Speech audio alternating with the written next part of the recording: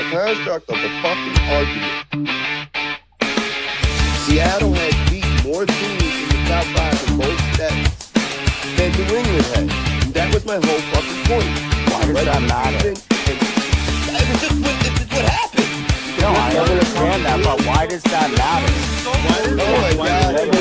I'm asking, why does that matter? Because Seattle is in the top 5. No, why is that? Because Seattle is in the top 5 in both. No, I understand that, but what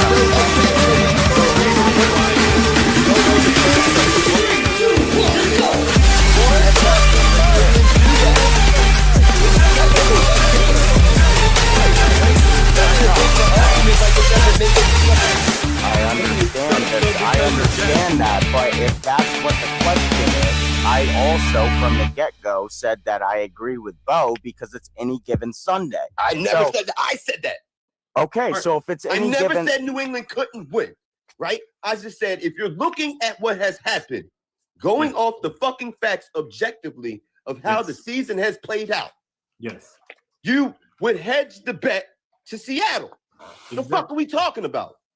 And the reason why it matters, New England, you just said, why does that matter? The reason why it matters is because when you're the motherfuckers can't win. Listen, when you're looking at two different teams. Yeah, but I've never argued that. Wait a minute, hold up, stop. The reason why is because when you're looking at both of these two different teams, the odds are is that the team that can beat and have a clean schedule against teams that are in the top 5, offense and defensively, versus a team who struggles against those in the top 5, and then every other fucking team that they beat is below top 5. I think the hat goes to the team that clearly has the advantage. So it's a difference of one game. I would feel you if it was more than one. It's one game. You are literally. Can I answer this whole narrative is off of one game against Jacksonville fucking Jaguars. Can I answer this question? Go ahead. Okay, so it's not a difference of one fucking game. It is going over here and looking at how many fucking teams are above or competent. Okay, because when you play 14 teams that are under 500, all right, and I hate to use this argument, but you guys are making me fucking use this. When the strength of schedule matures at the end of the season, and you statistically had the easiest fucking schedule since 1999, okay. And then you get into the playoffs where you're playing historically bad offenses, okay? What are we talking about? Okay, hold on. I keep hearing that word schedule. It's bullshit. Time out. Hold on. I keep hearing that word schedule. They don't control their schedule. They did not ask for these games. It's crazy. It's crazy. Hold on. It's crazy that we don't bring up the schedule in previous years. You know, last year, Philly's team. No, we did not. No, we did not. We did not talk about Philly's schedule last year. No, the strength of schedule it's not the outcome. It's not the outcome of the season. When y'all was 2-2, Robert. Measured. Yes. Hold up. Strength of schedule is measured before the season starts, right? Right or wrong? Right. Do they not statistically measure it? Yes and no. What are we talking about? It is measured. It's measured wrong, in my opinion. The way that Bo in New England, I got a question. What you call it? The way that the schedule is looked at is before they put the. I got a question for both of you guys. And then they measure it after the season is done. What was the toughest game that the Patriots had to play this season into the postseason as well as one? What was their hardest game? Texans. Buffalo. Which are both of those teams are better than Jacksonville, in my opinion. Texans. To both of those teams was the hardest game that we played all year. I mean, if you go statistically, yes, the teams are better than Bills and the Texans, I guess, statistically on both sides, sure, whatever. But if you talk about team totality from coaching staff to everything, I think the Bills is a better team than yes. They played better competition, at least the top games anyways. So to go back to your question about the Rams, right? Are we discrediting how hard divisional rivals are? I get that. Not when one of them is a complete hospital team, bro. I have a question for you. I had a plane I was landing with that question. Hold up. I had a plane I was landing with that question. The Pats versus the Bills 10 times this season. How many times do the Pats win that game? I'd say 7, bro. being real. Okay, but I'm gonna land this plane real quick. You said I heard one person said the Bills. One person said the Bills was the hardest team that they had to play. Okay. You guys played the Bills this season. You guys split. I hate the Niners, but when you guys beat the Bills, you barely won against the Bills. They still won, motherfucker. I understand, but you barely won. What is barely a win? What is a barely win? There is no such thing as a barely win in the NFL. A win or a loss. 3 points. Here's my thing. 3 points. That means that you did not convincingly beat this team. You're actually you didn't convincingly beat the team, but you still won. Why are you getting knocked for winning? Yeah, exactly. Hold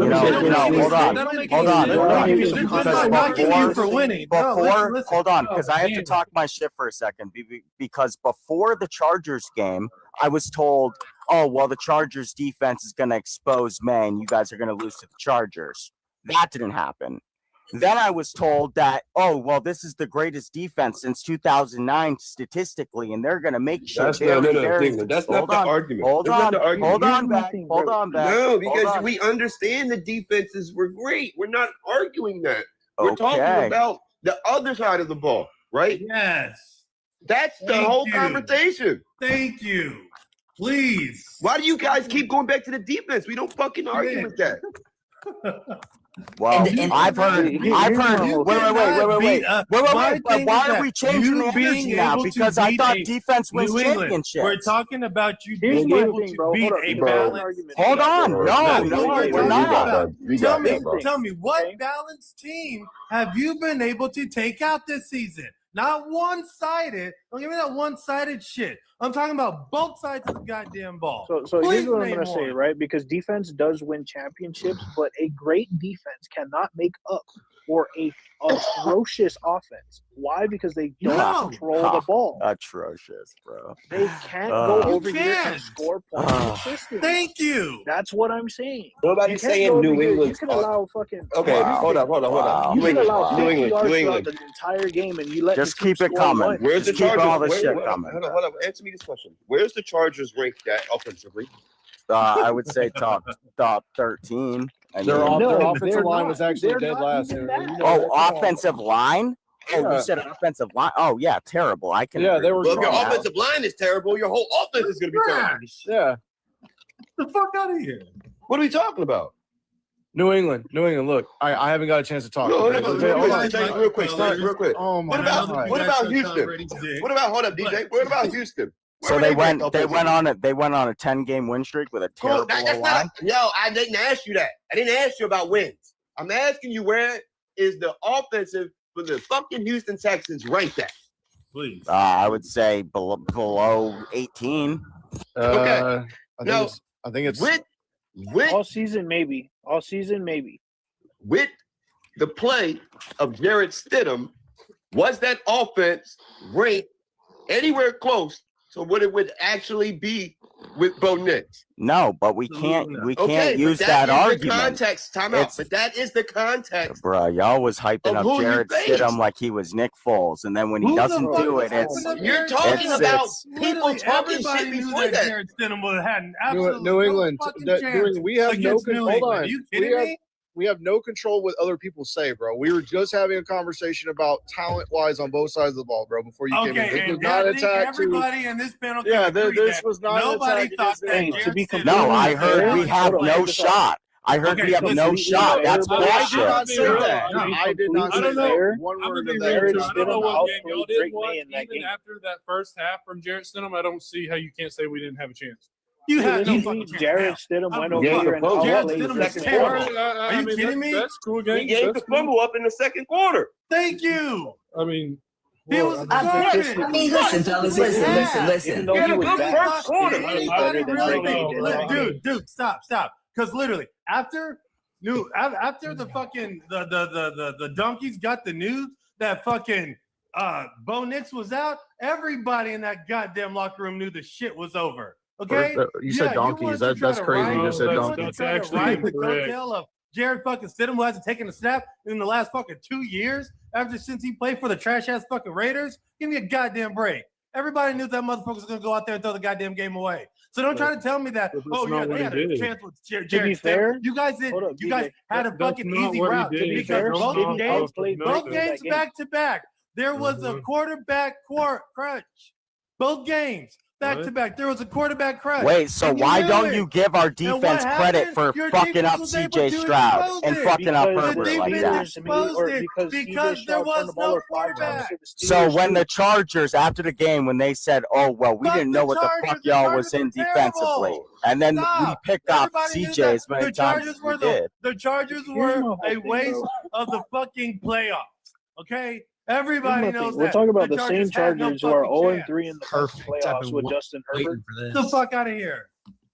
I mean, I can sum this up in basic statements for real, for real. If we look at both these teams and their playoff performances, we can say one or two things about both teams. When we look at New England, we can say the defense playing hot, offense playing cold. When we look at Seattle, we can say defense playing hot. I'd say that playing hot. They had better competition, and the defense and the offense are both on fire. Dude, no, that's the and the special teams, and the special teams. Get the hell out of here with that shit. On all three sides of the ball, those motherfuckers are playing at 100%. And then you look at that team; they're playing like a machine. Where New England, we're debating. It's debatable. We're wondering about that offense. New England because they've been struggling. They've been playing easy teams, and the easy teams that they do play, they struggle against those fucking teams. Okay. Yeah, and it's not that they can't do it or not. It's just we're wondering if New England's offense can come up to par, because so far we've seen them struggle in the quarterback. That they actually can. And they haven't been playing good quarterbacks. And when you consider the fact that Jared Stidham, if he don't fumble that ball, Denver could have quite possibly beat them boys 7-3.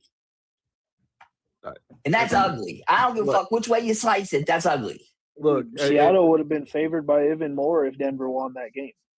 Like I said, man, that's just what it is. I'm not saying that New England can't win this game, but like I said, they can't control the schedule that they were given, and a win is a win. Either way y'all look at it. I mean, I give you that. Yes. Yeah, you let me know. You let me know how many teams have went 4-13 the previous year and won 17 games the next season. Please tell me. I thank you.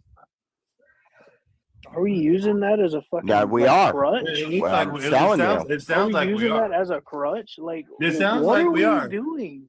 I'm telling you, how many teams have done that? That's literally what he said. Here's my thing. He literally said, when we get challenged, we can't win. But when we are not challenged, we can win. Here's my thing, okay? Seattle, in the toughest division in football, okay? In literally the toughest division in football. I agree with that. I agree with you won there. 14 games, okay? I'm not going to lie and say that we had an all-hard schedule because we both had to play the NFC South, okay? But to go over here and say that playing the Jets twice a year, okay, compared to playing a Niners team twice a year. You play the Cardinals twice a year, too. Who kept the games close. My whole thing is you take the Cardinals and you put them in any other division, okay? What is their record? They went 11-6 last year. The Cardinals went 11-6 last year. They went 11-6 2 years ago and went 9-8 last year. So what are we fucking talking about? How bad have the Jets? I mean, do we think that New England can? Do we think that New England can beat the Rams? You played the Jets twice. You played the Dolphins twice.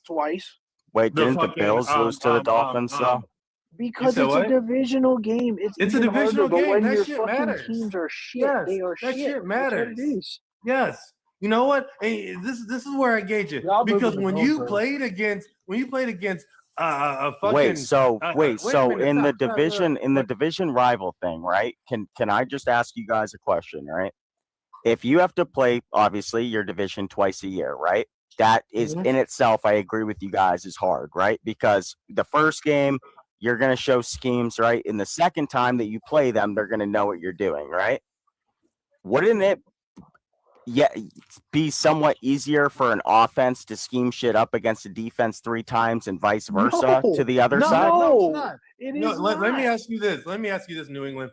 What is one of the hardest fucking things to do in the NFL for a head coach? I think personally it's balancing your depth pieces, like the people that when no, you're the hardest thing for a coach to do the hardest thing for a head coach to do is to beat the same team twice in your division. That is the hardest fucking thing to do. I don't think that's the hardest thing to do. I agree it's hard. Because if you're able to beat that team twice, then yeah, you got that team's number. Most teams balance. Everybody's typically 1-1. But for you to be able to beat a team twice is very difficult. So saying that, oh, we can scheme something up and be able to get lucky or whatever, that is not easy. When you play 2 games against the same team, it's 2 completely different games because you know what they're doing. Exactly. Each team is going to. When you look at it, so when you have the Jets, when you have fucking the Dolphins, when you have the Giants, your fucking division literally was handed to you. You can't even say that you played the same quarterback twice because both the Jets and the Dolphins, when you played them the second time, they had 2 different fucking quarterbacks. Exactly. Okay, so my whole thing is, right? Give me my whole something. thing is, okay? Seattle had to beat the #1 ranked offense in the league with the LA Rams, who is also a division rival, okay? Yes. Who they just played in week 16 and then played the Niners in week 18, had to play the Niners again in the divisional round less than 2 weeks later, and then the Rams at the NFC Championship, bro. Okay? There is about one team who has sincerely cooked a fully healthy Seattle defense, and it's been the Rams. Okay? And the fact that Matthew Stafford threw for almost 500 yards and still lost the game. Okay? They had a wide receiver over 200 yards and still lost the game is dumb. It proves how balanced Seattle's team is. Okay. That's fair. And I agree with everything you're saying. But again, I don't know who said it, but I heard that we have 0 shot. That's just not true. I said it. I heard it too. That's what I said. I said it. And I stamp it. And to talk about the schemes, like somebody mentioned schemes earlier, each team's going to scheme up about 5-6 plays to try to push that ball down the field. And so that's gonna both teams are gonna have that advantage. Of course. So the reason why I don't like talking about offense and defense is because it goes to schedule. Advantage. They are going to do that for sure. But what it comes down to is on both sides of the ball, who's got the advantage, who's got more leverage to be able to mismatch against whatever it is that the other side of the ball is going to be giving them. Wait, DJ, just answer me this question real quick. Has Sam Darnold had to go up against a secondary like us, would you say? Yes. Yes. Who? Yes. The Texans. No. I mean, like throughout the playoffs this year, yes, the games you've played. Yes, they have the same kind of secondary than we do. I will definitely say that they did. Yes. No way, bro. No. The Rams. Come on, bro. Come on, bro. No. Who has the better number ones? Are you serious right now? I am. This is why I don't like Christian Gonzalez and Carlton Davis and Craig Woodson and them boys. Wait. No, gang, I'm because sorry. I don't want to hear nothing about Gonzo because his stats are inflated. He missed half a season and didn't go against not one top 5 receiver this year. At all. Christian Gonzalez. Oh, I'm just talking about in totality. He didn't play against Jamar because Jamar was suspended that game. In totality. No Burrow either. The highest rated receiver that he played was DK, and they lost that game. Yep. And it was old man Rodgers throwing to him. So my whole thing is, right, we can go over here and say that the defense is good. I'm not saying that they're not because they are very good. Okay? New England's defense is very good. I think that's fair to say. That's where I was going with it. Okay, we have seen the top wide receiver on Seattle, and even the secondary. How many yards Drake London go for this year? How many yards did he have on Gonzo? A lot. I know, a lot. That's what I'm saying. Outside of that one game. What you call it? You're going over here and you're comparing a wide receiver that is not in the top 5. You are going up against arguably 1A in the wide receiver category. Okay, so hold on. So correct me if I'm wrong, but I think JSN finished in quite a few, top statistics this year, if I'm not mistaken. So he led the league. Yeah. So let me ask you two a question, John and DJ. So could you arguably say this is a true test for them then, even though it is the Super Bowl, and if they win, then you can actually say you were wrong? Oh, for sure. Definitely. That's all I'm saying. I think this could be a true test, honestly. Oh, yeah, definitely. They got to play their fucking best Now, ball. hold on. Now, likewise, if the Patriots get blown out, will you maybe you'll agree that the schedule thing kind of matters? No, absolutely. I'm just saying you could arguably say this is their true test because y'all just said. Exactly. They got to come out and play literally the best ball of their entire life. It's not guaranteed that you guys are going to be back here again. But you got listen, take advantage of. So what I'm going to say is, right? At the end of the day, that's why I said it's 50-50, right? It's a game of football, bro. The ball can bounce your way or it cannot, right? Even though Seattle is. Hold on, I got to let me finish, bro.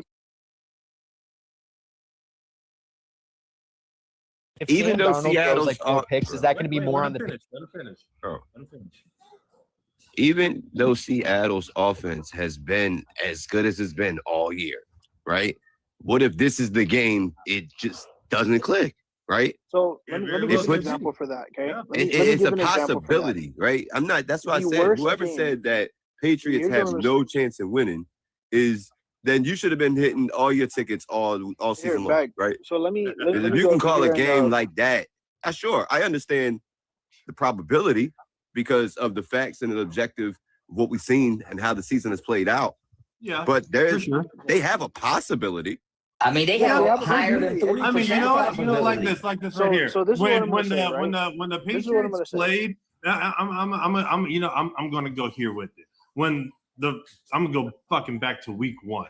When the Patriots played the Raiders, I was like, the Patriots have no fucking chance in hell. I mean, you let the trash ass fucking Raiders beat you, and they're playing horrible. There's probably going to be another repeat of last year. But then what did they do?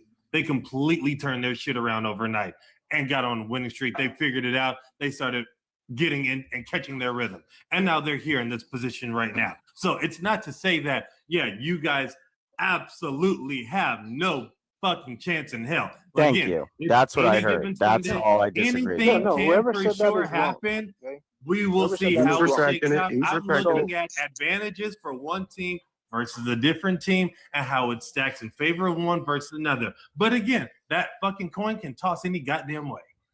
So, Bag, let me answer your question, right? Because I think it's a little misconstrued. Okay. Seattle has proven that when the offense does not play well, the defense will go ahead and lift the team up to give the offense a shot. So have we, though. In the worst game that Seattle has had this season, the quarterback, Sam Darnold, threw 4 picks in the same game, okay, and was 3 yards away from winning the game off a field goal. I don't want to hear that. I don't want to hear that. Somebody told me that was the reason why they had faith in Sam Darnold in the playoffs. So what I'm saying what does that mean? What I'm saying is, right, the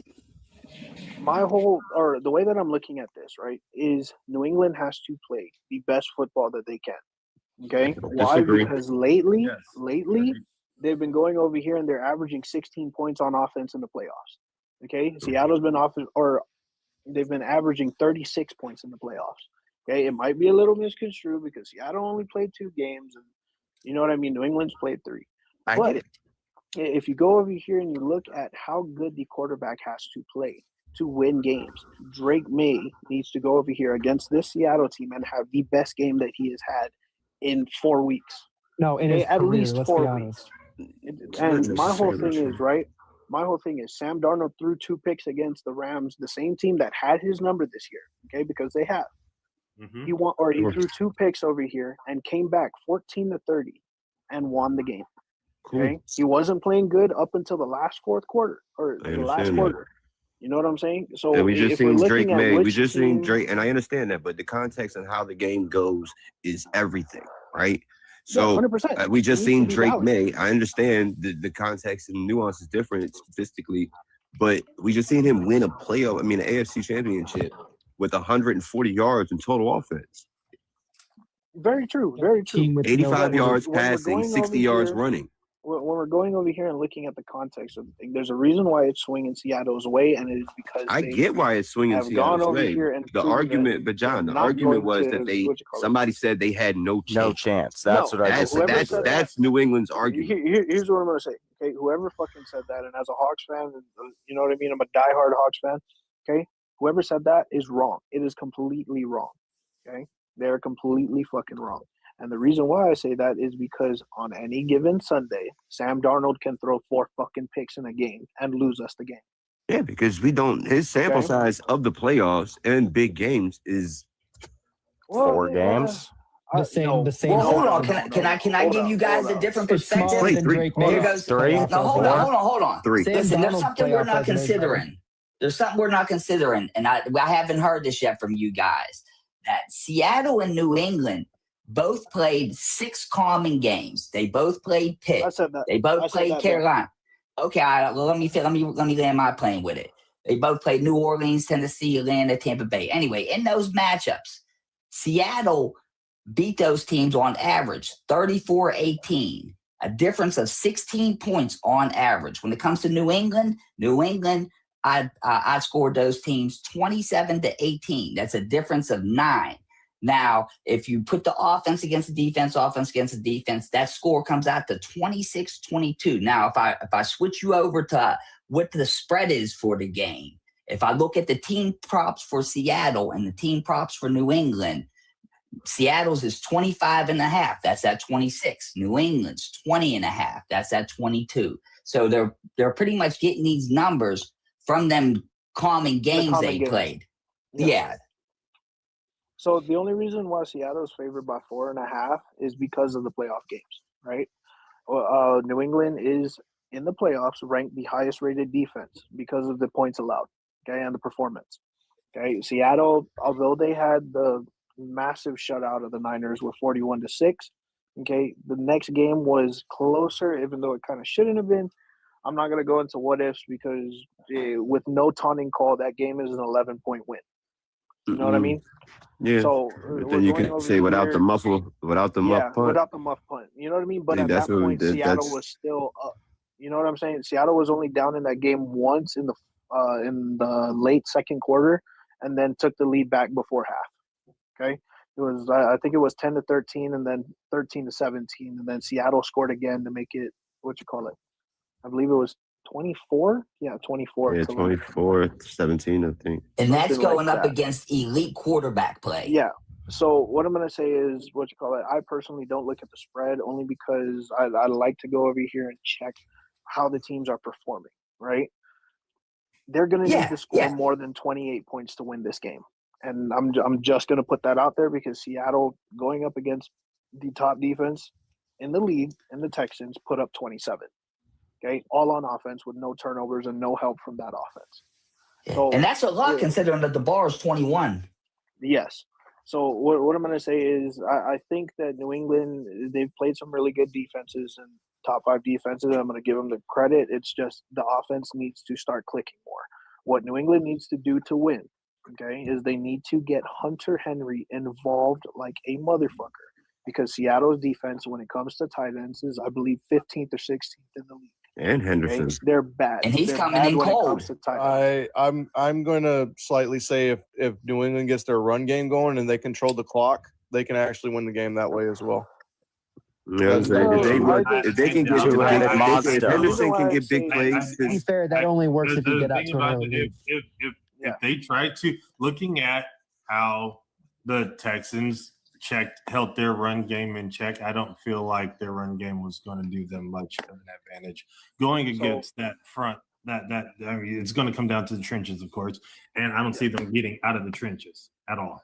My whole thing, right, is New England. I wouldn't, if I was if I was a gambling man, I wouldn't go over here and bet on Ramondre Stevenson or the other running back, Trevion Henderson. Hey, John, say wager. My bad. Why? If I was a wagering man, because Seattle has not let a 100-yard rusher in over 20 yards.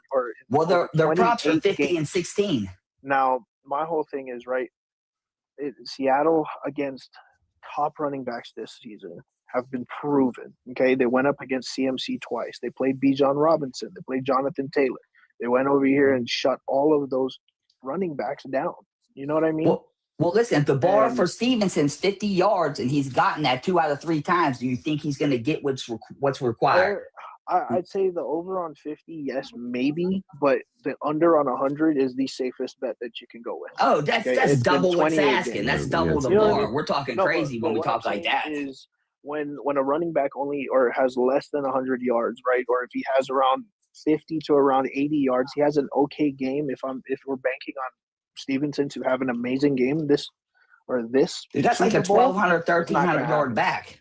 It's not gonna happen. 80 yards is like 80 yards. I mean, that's like 1,700. So, is it realistically you have a better shot going over here and saying that Kenneth Walker on the other side is going to have an amazing game than Ramondre Stevenson is going to? Well, that's the fact. Hold on. No. Can I just say something? That's a valid point. That is a valid point. I mean, that's a valid point. Kenneth Walker's bar is double. Is listen, Stevenson's 50, Henderson's 16, Walker's 76. He's more than he's double both them cats. The reason I say that, right, is because Kenneth Walker in 2 games has 176 yards and 4 touchdowns. Ramondre Stevenson has 194 yards and 2 touchdowns in one more game than what Kenneth Walker has played in the playoffs. Yeah, Kenneth but Walker played the Niners, bro. Their run defense is like 30th in the league. That's what I was about to say. That's what I was about to say. New England. What you call it, red zone defense, bro. Sitting at 75%. Hold on, bro. They weren't going to score. You can say that, but listen to what I'm about to tell you. New England has just played the top 5 best defenses that the NFL is showing right now. They just played the top 5. They just played 3 of the top 5 defenses in the playoffs. Right, and how many of those top 5 defenses didn't have a quarterback or a good offense to complement them? That's irrelevant to what I'm going to say. That's irrelevant. They held down. It is. It's not. It's not because their defense. I'm about to explain it to you. Hold on. Seattle's third against the run. Can I finish? Can I Did just you finish what I was going to say? Top 5 defense? Is it not true if you're out? If you have a lead, if you have a lead and you're a defense, I don't care if you're the best defense or the worst defense. If you're playing without a lead, in other words, your offense has to score the ball, and every drive the defense comes on the field, you have to make a stop. I don't care if you're the best defense in the league. You're not statistically going to be good if you're always playing from behind. And as a Bears fan who's had great defenses over the years and shitty offenses, I can tell you this: your defense can look way worse than it actually is just because your offense is buns. So you get one-dimensional. Have a complementary team. I'm going to say this, and I didn't get to finish saying what I was saying. I didn't get I said I don't care if it's. I said I don't care if it's a top 5 defense. I know, but Jordan literally just called the Chargers a top 5 defense. They are. Statistically, they were ranked. Statistically, they were. What are you talking about? Kidding me? Huh? The Chargers were giving up 20 and under, only 20 points a game. Based on what we saw. No matter what we saw, they allowed 16 points in a playoff game. The Chargers were a top 7 defense when the playoffs started. You know that, right? Yes, I know that when they started, but did you consider a top 5 defense that night that you motherfuckers played them? But does it? I'm not a New England fan. I'm just telling you they played what they played, and they played the top 5 defenses in the AFC. They just finished playing them and beating them. Right? They held a 28-point offense to 16 points. It doesn't matter. I don't care what you do on offense. Their defense right now has been playing light. New England's defense has been playing lights out the last 3 games. All right, so let's look through this. Jordan, because they've been playing bad offenses. Now you keep saying bad. What is a bad offense? offense? You mean that because oh my God, the Texans, the Chargers, the Chargers are a bad offense. A Stidham the Chargers aren't the best. Sorry, hold on, bro. The best offense you guys have played in the playoffs was the Chargers the first week of the playoffs, and I don't know if you know this, but they are out 2 first-team All-Pro starting offensive tackles. They've been out the whole season. What are you talking about? They've been out the whole season for them. Of course. Are you not going to? Like that the whole season. The Chargers been playing that the whole season. So what does that have to do with actually, only one of them was out the whole season. Actually, no, it does because only one of them was out the whole season.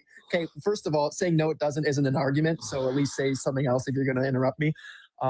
You just interrupted me. I didn't get to finish. I'm trying to tell you something. If you're going to interrupt, at least say something of substance. Don't say no, it doesn't. Like at least provide the conversation. Because you're not making no substance. You're saying that because they lose their 2 tackles. They lost their 2 tackles in the beginning of the year. What are you talking about? You're false. That's only one of them. The other guy they lost both tackles within the first 4 weeks of the season. What are you talking about? They lost the first. They We're gonna lost do both one their mic tackles here, in the first okay? 4 We're not games gonna of the season. scream over each Yeah. other. Hold up. So I have a question, right? Wait, hold on. Jordan. We're gonna do one mic, everybody. Don't Who screaming do you over each think other, is winning please. the Super Bowl? Jordan. Excuse me? Who do you have winning the Super Bowl? I can't even answer that because both teams are equally matched, and I can't say that any one team is better than the other They're team. not equally matched. What are you Oh, talking you're about? not equally matched in your eyes because you're thinking about numbers. I'm looking at Hold it up, a different DJ. way. I love All guys right, like have a okay. Jordan. See, Jordan, guys Jordan. like Jordan is why. Jordan, Guys I have like a question. Jordan No, guys like is hold on, why. guys Wait, that keep wait, thinking that you Guys guys like keep saying Jordan. you got hold on, You you played guys the keep Pats. saying why. they Yeah, didn't one play mic. nobody. Bills won. One mic. Hold on, One you guys fucking got mic. to talk. Hold on, you guys got to talk, right? You guys are saying, oh, they're playing offensive teams that don't have offense. That's not my fault. That's not the Patriots' fault. Whatever's put in front of them, they beat the whole season. I'm not even a Patriots fan. Granted. So you can't yes, knock them that's for being true. whatever they're doing. Not what we're You're saying. right. You're very right. But see, here's the thing about it. Just because that's the schedule that you were given, and just because you had an easy path to win all those games, does not mean that when you finally got So to what's an meet easy the head path for you? honcho, Hold on. You does keep not mean saying that you everything's have an what easy it path. takes. There's no If you easy look paths at- in the NFL. Everybody's Whoa, I a didn't coach. say it was absolutely easy, there are. but it was easy. Hold up. Because statistically, the Patriots have had the easiest schedule The this easiest fucking century, schedule. and that's Yes. ranked. Yes. Since 1999, the Patriots schedule These are falls at number statistics, one man. for the easiest schedule since But 1999. That's so where hold it on. was ranked. Just because they have the easiest schedule, that's the knock against them. That's what you're telling me. And wait. Yes. And who had the easiest schedule in '99? Not the greatest show on turf. Who lost that game against the Patriots? To the Patriots. Okay. Mm-hmm. So wait, you're So what I'm telling saying, me? right? What Wait, I'm so you're saying telling is me the the year quality of after they? wins Wait, hold on. need to matter. Hold Okay. on. I want to get some context on this. Thank you. You're telling me the year after they won the Super Bowl, they had the easiest schedule in the NFL? Yes, that is where it was ranked. Why? Because the teams that they played ended up or under 500. Okay, that means that teams that they were playing the season after they won the Super Bowl, who were predicted to go well, okay, who were predicted to have a hard schedule because that's what they were going to get because they won the Super Bowl, they ended up losing over half of their games, every single one of those teams. That's where it was. But I'm didn't not it say knocking it strength of because at the end schedule of the day, you play said who you before play. the You play season? who they put in Yeah, front of you. that's what I was Okay? just about to say. But I'm saying, Well, hold right? on. No, South So Wait, I have hold a on. question, right? Strength of schedule. Hold on, before guys. the Just so season, everyone, no? for Hold on, context, strength of schedule let me gets ask a question updated really quick. at the end of the season. The Yes. strength of schedule does get updated. So Let are me you ask saying you a that they question. had the easiest schedule before the season started or at the Before end? Yes, and after. they did. Before and after. Who did? Who Before did? and after. New England. Who did? The No, they Patriots, did bro. not. No, they did not. Yes, they did. No, You're the wrong, Rams my did. friend. Wait. You are Yes, they My bad, 1,000% wrong. No, my I'm friend. talking Let me look about at the this. Rams. Hold in on. They had the 99. fourth This year? easiest schedule Hold on. going No, they into the weren't. No, they season weren't. and The the first easiest schedule. easiest schedule. Listen, bro. Listen. The easiest schedule this season, in the beginning of the season, was the 49ers and the Arizona Cardinals. If you want to be technical. No, That Where was did the they easiest end up? you're schedule. right. You're right. Jordan, You're where did wrong. they end up? Hold Where up. did You're they right, end up? but hold up, John. You're right, and you're wrong, Jordan. The 49ers, in the beginning of the season, it was 49ers, New England, Buffalo. And the Cardinals. And then the I'm just Cardinals. telling you the Where top did three. everybody No, in the I'm NFC telling West you, end and up? I'm trying to tell him. He is trying to make it seem, no, man, we can't bags. You know that. We can't say. I just want to know how a Super Bowl winning team gets the easiest schedule preseason. Because it gets updated at the end of the schedule or at the end So of the season. preseason, Right? it So wasn't the preseason, easiest they were schedule. what you call it. Preseason, it was one of the hardest schedules in the league at that time. At the Okay. end of the season, after measuring what each team that they had to go up against did, they ended up Well, saying, you or what can't you call it, blame it was them the for easiest that. schedule. Yeah, you can. Well, we're not But what blaming I'm them. We're saying saying is, it's context, and it is Right. necessary. what I'm Everybody's saying is- blaming them for the fucking schedule, Yeah. bro. Let's stop. What I'm Everybody saying stop is, saying right, that. the quality of the win goes over here and matters, right? You're saying Yeah. that a win over the Seahawks is the same thing as a win over the Raiders. It's not. It's not. If you played the Jets 17 times a year, you better win 17 of those games. Like, it's that simple. And ironically, 2 of the games against the Patriots are against the Jets, and their whole division is filled with Jets-like teams. So let's be honest. Yeah. Like my whole thing is, right, we're gonna go over here and compare apples to oranges. Not okay? filled with Jet-like teams because the Dolphins finished 7-9, and you got the Bills in that division. Very true. Correct, but when you compare it to the division that it's not as easy as it was, say, 5 years ago. 100%. 100%. It's not. But the teams are still bad. Objectively, they are bad. 2 out of the 4 teams in there, half of them are under 500. And that's what we're trying to say, right? You had a couple layups with the Dolphins. Wait, sorry, I don't mean to cut you off, but I love this argument from New England fans, but I'm sure that these are the same people who roast all the teams, like the Falcons, the Saints, the Panthers, who are in the easiest division in football. I know. I'm not done. I'm just saying is we can all agree that roasting the easiest division in football and you getting a playoff game because you won the easiest division in football. I'm not meaning the Patriots, I'm talking about the AFC. What is it? The South, AFC South, Falcons and Panthers in that division. That's the NFC South. That's the NFC South. Correct. My bad. NFC South. My point is I'm sure Patriots fans have no issue bringing that argument up to Falcons fans, to Panthers fans, to anyone in that division. But when it's used against them, it clearly, all of a sudden, it just seems ironic to me. All of a sudden, it's a problem. Yes. I mean, this year, wouldn't you say Pittsburgh had the weakest division? Not really, because they had at least one team above 500. What, Cleveland, Cincinnati, and Baltimore? Where did Baltimore end up? 8-9. Yeah. Okay, Miami ended up 7-9. The NFC South. 9-8. The NFC South. Every team other than the last team in the division was 8-9, and they hosted a playoff game, which they realistically could have won. Okay, I'm not gonna knock it. The Panthers had the Rams numbered this year. Every game that they played the Rams, it looked like they were gonna win. Pretty well in that playoff game. So I'm a Bears fan living in Charlotte, so I was local to the Panthers. The Panthers lost. Everyone around here was bad. Here's the thing, right?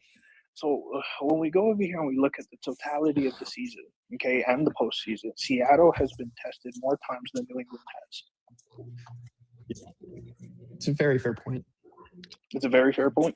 And to be fair, you could argue this is not even the hardest game that the Seahawks have played this year. I mean, yes, it is in terms of the stakes, but in terms of the opponent, I mean, this is the hardest opponent by far that the Patriots have played. And this is not the Seahawks can't say the same. So that's another benefit to the Seahawks. That's fact. That's not true because they just played for 3 of the top 5 defenses. We're not talking about the defense. Hold on, guys. I don't see it that way. It's okay, guys. It's okay. Hold on. Listen. Hold on. You just broke it down. Hold on. Who are the 3 teams? Hold on, guys. Who are the 2 teams that the Seahawks play in the playoffs again? They played the Rams, and then who did they play before that? The Niners. The Niners. Yeah. Oh, sorry. After My that. whole thing is, hold on. Before anybody says anything about the Niners, okay, this is the same team that put 42 on the Bears. Okay. What is that? What is that even? What's the point of that? Like we have a top 5 defense or some shit? Exactly. No, my point, my guess would be. On the Titans. I think the 49ers are better offensively and offensively than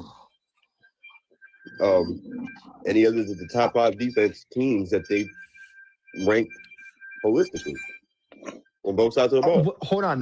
The Patriots beat the Broncos. They beat I'm blanking. Who else did they beat? Houston and the Chargers. Houston and Pittsburgh. Oh yeah, no. And Houston and Chargers. No, Houston beat Pittsburgh. Correct. Chargers, Houston, and the Broncos. My point is the Seahawks. I think we can all agree the Rams are better than all 3 of those teams in terms of. I mean, absolutely. If you were going to put money on both sides of the ball, overall. So that right there is already a harder game than the entire Patriots playoff schedule. Hold on, What did you say? Who's better than what?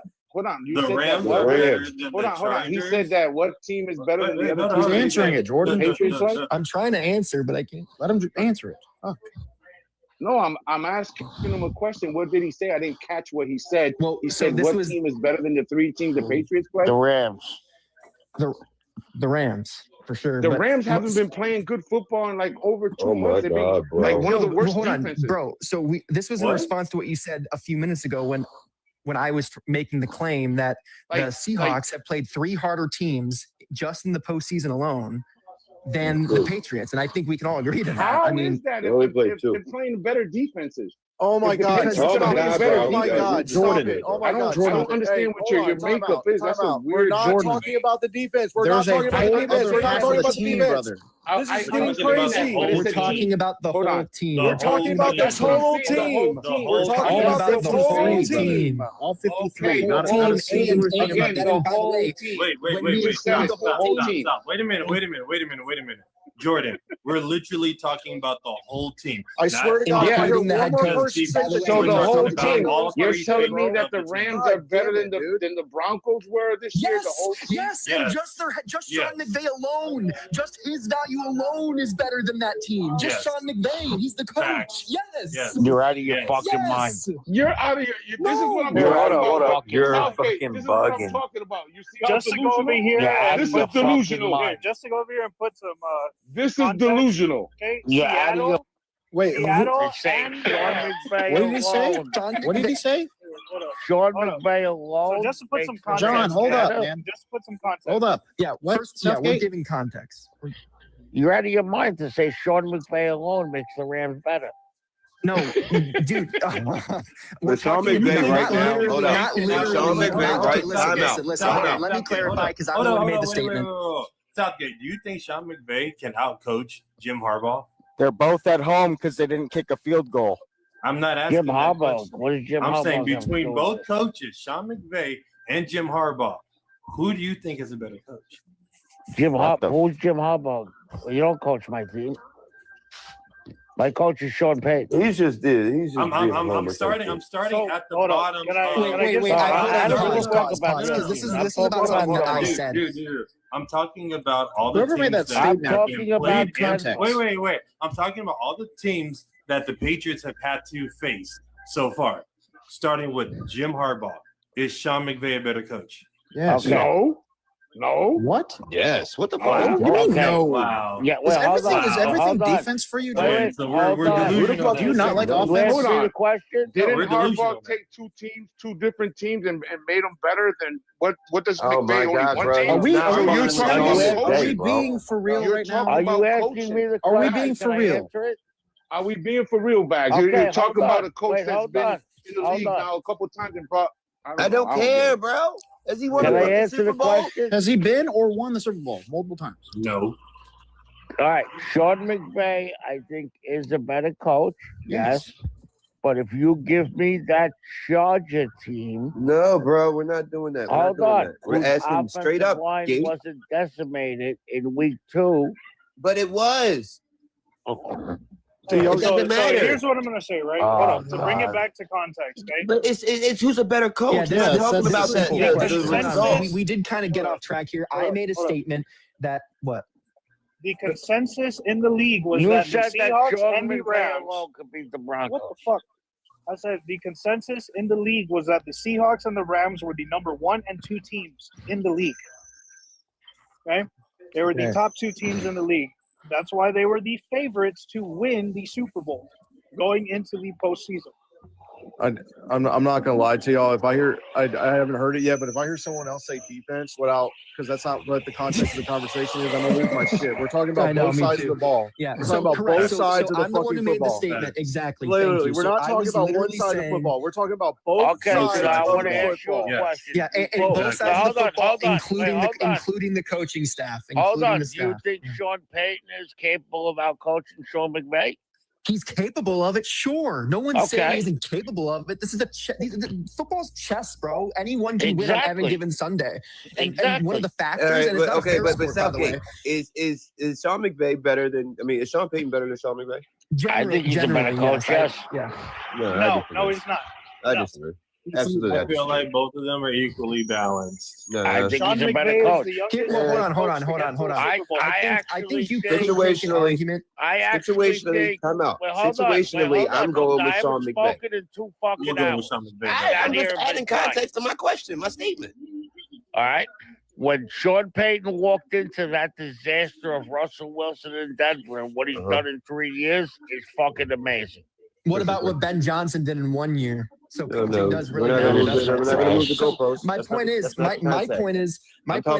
reason I correct. We're I know. talking about Sean I'm McVay on your and Sean side. Payton. I know. I'm on your side, bro. I'm just saying is this guy was saying, well, why does coaching matter? I'm saying we're talking about the whole team, so we should include the coaching staff. And someone was berating me for saying, I don't remember. Someone earlier was saying that who's better, the Rams or whatever. And I was saying, well, just Sean McVay alone is better. I don't mean literally if Sean McVay with nobody is hypothetically better than a fully equipped football team. That's just ridiculous. But in terms of just one for one, coach for coach, Sean McVay will outcoach, I don't know, 90% of other coaches. So it does matter. And if you have a good coach with a shitty team, that can make the difference between playing a good team with a shitty coach. And sometimes I'd rather take the coach in that case. Because Sean McVay did some coaching job against Seattle. Are you using one like that one game? I don't know what he's Let's be real, Southgate. We were going back Sean and forth on McVay, McVay and Payton. Yeah, went to the fucking bowl with Jared Goff, for God's sake. He traded him, went back to the bowl with fucking Matt Stafford. He's done it multiple times. Like, why are we doubting who Sean McVay is as the head coach? So that's the same. Hold on. That's the same thing I'm saying about Jim Harbaugh. He brought a team. No, it's not the same thing. No, it's not the same thing. Go to the bowl Super Bowl teams, brother. It's not the same thing. I'm sorry, guys. It's not the same thing. Okay. And Sean Payton took the fucking risk of eating Russell's contract and took a rookie and made the team better. Southgate, that's awesome. But we're just talking about the red. Who is better on paper? It's like that's great, but like, what have they done? Dude, I wouldn't even word it like that. If you were starting I'm just saying, like, that's great. Today, that's awesome that he did that. I'm not taking that away from him, but fuck, I mean, that's awesome. But what, shit. I'm not taking that away from him, but fuck, I mean. And first of all, I think we can all agree Sean Payton is a top 5 head coach in the league. I'm sure we can all agree. How much of a shit show was Denver's whole financial and whole situation? I get it. It was a shit hole. I'm not taking that away. Nobody in this room is taking that away. What we're saying is, what have they done recently?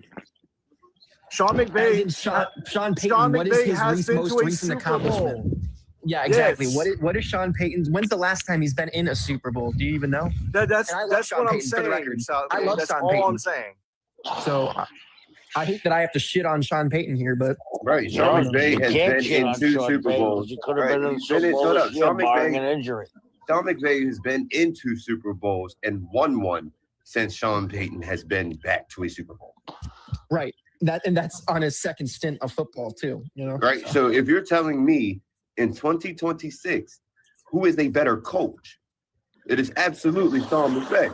Yeah, or if you're starting a team today for the next 20 years, do you want Sean Payton or Sean McVay? Are you really not going to pick the young guy who's an offensive Yeah, I'm about to say, right. Well, he wins off of default because of the age. I ain't gonna lie. Well, I think he wins by default from his offensive background. Well, I mean, Sean Payton's offensive background. Sure. But because Sean Payton ain't no slouch offensively, right? So let's not get of course. I didn't mean to get it twisted. Right. But so you're right. More recently, he has Super Bowl appearances within the last 5 years. And right, it's been more success lately, and he's younger. So and just off the young, when you're signing a coach, and you would have tried to keep him long term, right? Like Mike McDonald, especially if they're in that upper echelon. I know. No, but anyway, Southgate, like I understand what your point is. I get it. He's come in there. He's done a great job of turning around the roster. But like I said, we're just going over what Sean McVay has done. He's been in 2 Super Bowls and he's won 1. So I'm sorry, I'm taking Sean McVay. I am. John, are you a Seahawks fan? I agree. Who? John. Yeah, he is. Yeah, he's a Seahawks fan. Explains that comment. Yeah. I mean, whoever was making the point earlier that the Seahawks, the Patriots have to play, their offense has to score over, 30 points or more to win. That's no over exaggeration. That is absolutely, unless the Sam Darnold's choking from the first drive, and throws 4 picks, which I don't think will be too likely. But the thing is, it can happen. The only thing is, guys, and I'm going to be straight up, and you guys know me, right? If I hear after the Super Bowl, oh, well, you played Sam Darnold, I will crash the fuck out. I'm purposely. Listen, New England, respectfully, I'm going to purposely do it now. Just because you said If that. the Patriots win and it's not because Sam Darnold threw 4 picks, then I don't think anyone here, I think we'll all eat crow and we'll be happy about it. We'll be like, all right, the Patriots. So what if Sam Darnold goes out and throws 4 picks? You're going to say, well, if he throws 4 picks in like the first half, I get to continue to talk shit about him. I don't give a fuck when he throws them. No, if he throws 4 picks, I get to continue to talk shit about him. That's exactly I agree. I totally agree. Even if he doesn't. Hold on. The Broncos fan in here. You just, I can't believe you just said that, because if Jared Stidham threw 4 picks and you guys were furious with Stidham and you guys blamed him for your loss, you would absolutely be I do blame Stidham for my loss. Picks matter and Knicks matters. And I do blame Stidham for my loss, because if you don't throw a fucking stupid shovel pass, we win the game. Hey, no, but New England. No, tell me we don't. Hey, hold on. And by the way, Sean Payton you guys made literally some. had all the faith in the world. I heard everybody fucking talking about Stiddy. Everything's all about Stiddy. Respectfully, DJ, if your quarterback, if your starting quarterback went down and you had a backup play that playoff game, I'm pretty sure you'd be sitting there praising that backup quarterback. Other people, Wait, say it again. Hold up. Wait, Other people say, I said, like, if your team, if your starting quarterback went down, you're in the playoffs, you're about to play a championship game, you're not going to sit there and back up your backup quarterback. You're not going to have any faith in him. No, of course he will. But he's going. But he You know what? probably deep down knows they're going to because lose it's because happened of to it. me before. Yeah, All right? absolutely. And I But you knew still, that we were not going to fucking go anywhere because of the fact that it's happened to me before. So do I praise him? If he's good, then yeah, we're going to praise him. But if we know we have no fucking chance in hell, we most likely we knew what was determining that game. You knew what you were getting. No, when DJ. Stidham went under We- center. The No, man no, hasn't we, taken exactly. a snap in It 2 was years. listen, DJ. That game was basically bent on one thing, right? Stidham. Yes. Don't turn the ball over. Yes, exactly. Because everything else is RJ Harvey was having a hell of a good first half, right? First quarter. The ball was moving. Even Stidham was even getting out the pocket, getting some yards on the ground, right? He was keeping the defense guessing. Then they get down to the red zone, 4th and 1. This is where coaching comes into effect. You're already up 7-0. You take the 3 point, you up 10-0, right? Yo. Now coaching for New England is a whole lot different, right? Yeah. And then what happened? They don't kick the field goal. Like everybody's momentum starts to pick up on New England side of the ball. They stop you on that 4th and 1. Right? And then what happens in the next quarter? Hey man, yo. Right? Somebody was talking about Seattle hasn't gave up how many rushing yards in how many games? I don't know. Yeah, I don't know, bro. We haven't really talked. That could have came up a long time ago. They just said, yeah, man, but it was a lie. Whoever said it. Well, I think it might have been John. He said that they shut down Jonathan Taylor and named a couple running backs. I think he said they haven't gave up 100 yards in like 28 straight games. I have no idea. I don't know. I can't quote him. I didn't hear anybody say that. I thought he said only twice that they gave up 100 yards this year. Okay, well, my fault then. I must have heard it wrong. 28. I don't think he said 28 straight games. Yeah. Stitch, what were you trying to say, bro? Were y'all a part of this conversation? I think it was the same host. This was a couple of days ago. Some guy, even worse, he was a Seahawks fan, tried to say that this Seahawks defense is better than the Legion of Boom. No way. No way. Absolutely bro. fucking not. I'm like, the Legion of Boom is like ranked 6 all time in most people's charts. Like, the fuck are you talking about? Hey, can I ask everybody a question? Get into the Legion of Boom conversation. Yeah. Yo, so like, if you had to pick a safety duo, right, from like 2000 up to now, do you think that Earl Thomas and Cam Chancellor are in the top 5 for safety tandems? As a duo? As a duo, yeah. Maybe back half in the 10. Probably no. I want to say yes, but I'm thinking right now. No. I mean, it's hard, bro. If you really think about it. No, yeah. I mean, yeah, no. Well, I'm trying. going all I'm the way struggling to back come to up with what, a name Louis? with names that are 2000. If you had to go to 2000, there's a lot of tandems that were really good. I know. So that's what I'm wondering. Where would y'all have them ranked?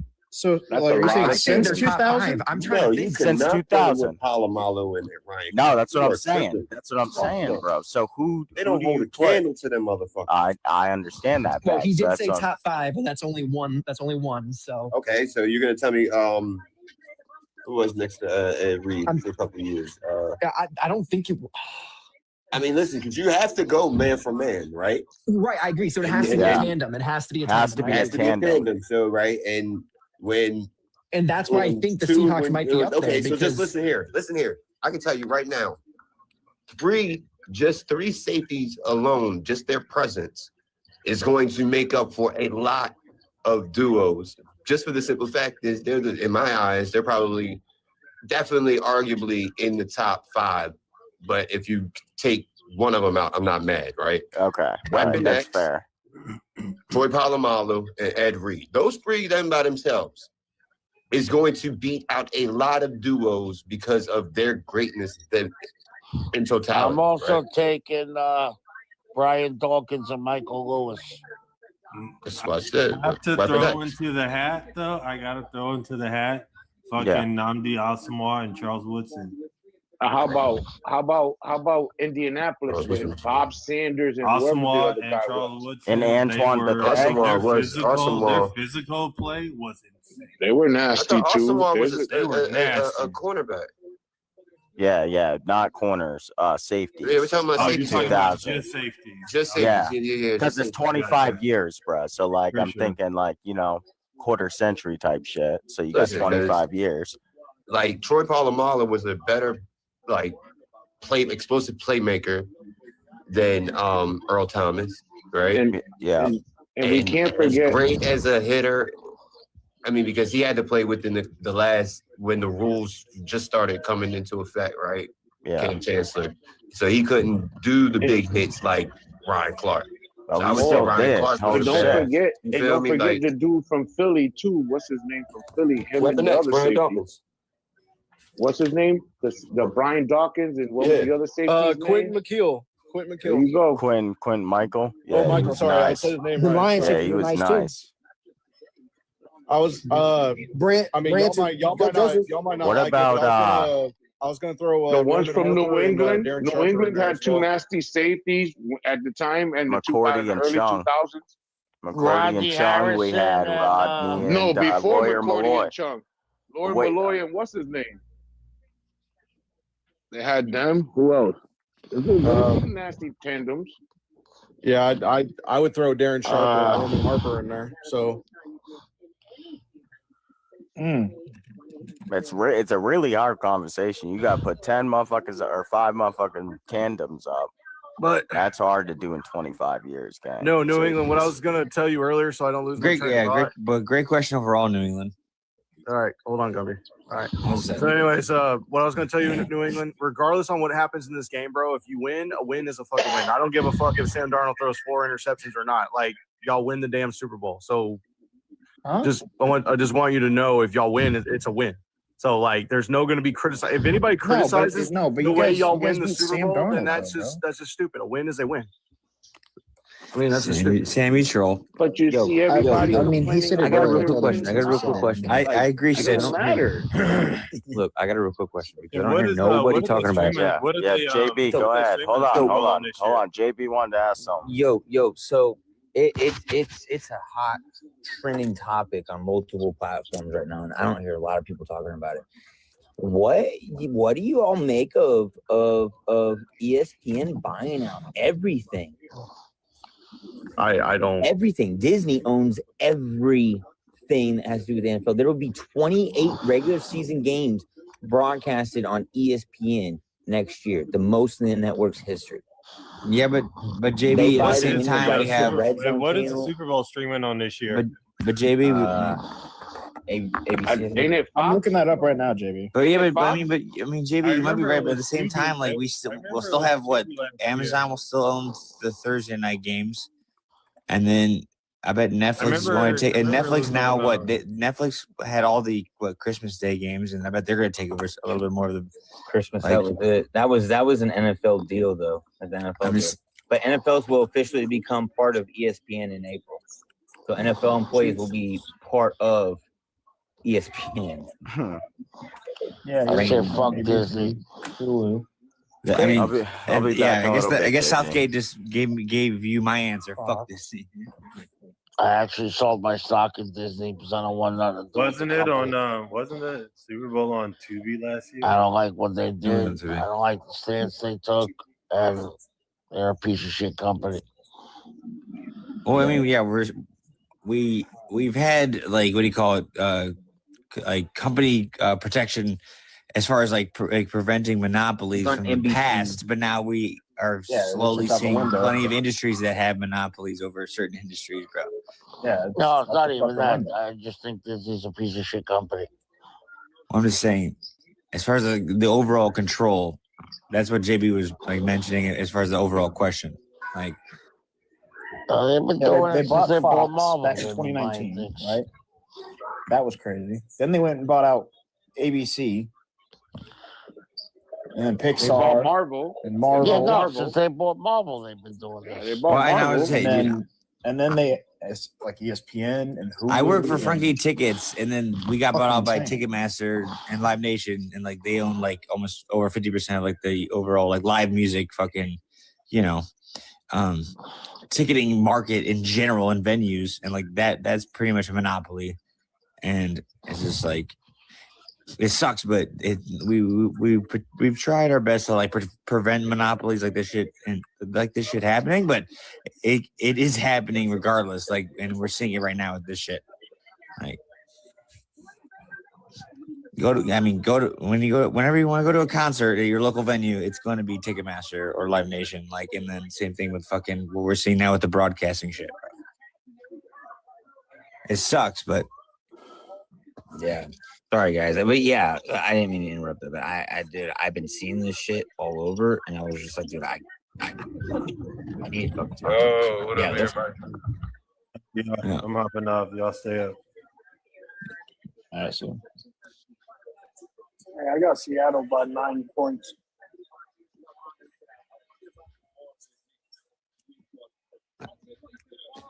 I mean, I was gonna ask everyone in the panel like last year, right, going into the Super Bowl. Everyone was gonna like, they had their own overall like take on like what was it gonna take for the Eagles to win, and then what was it gonna take for the Chiefs to win. And typically, everyone on one side was like, "Well, you gotta shut down Saquon and make Hurts throw the ball, and then that'll be the best case scenario for obviously the Chiefs to get the dub." And then everyone on the other side for the Eagles is like, "Well, try and contain Patrick Mahomes, keep him in the pocket, and then." Go from there. Does anyone have like a similar like overall take on like?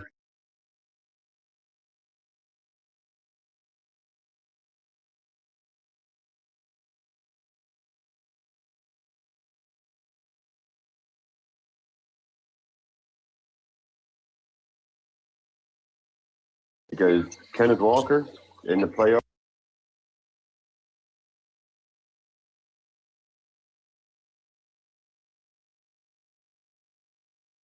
To win, they'd have to get their tight end involved.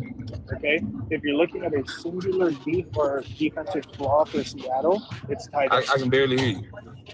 Oh, hold up.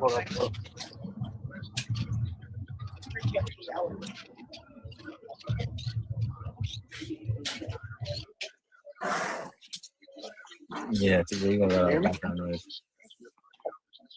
Can you hear me? Yep. Yeah.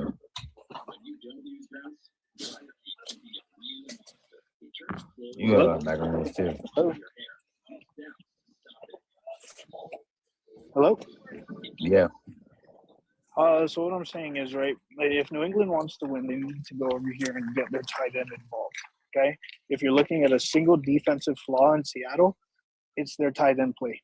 Okay? They are bad at covering tight ends, and Hunter Henry can do it. But all right, so you want wait, you think Seattle should shut down like the receiving game, especially with the tight end with Hunter Henry first, and that should be like their main focus on defense. Focus for New England to win. I'd say they'd have to focus on the tight end play.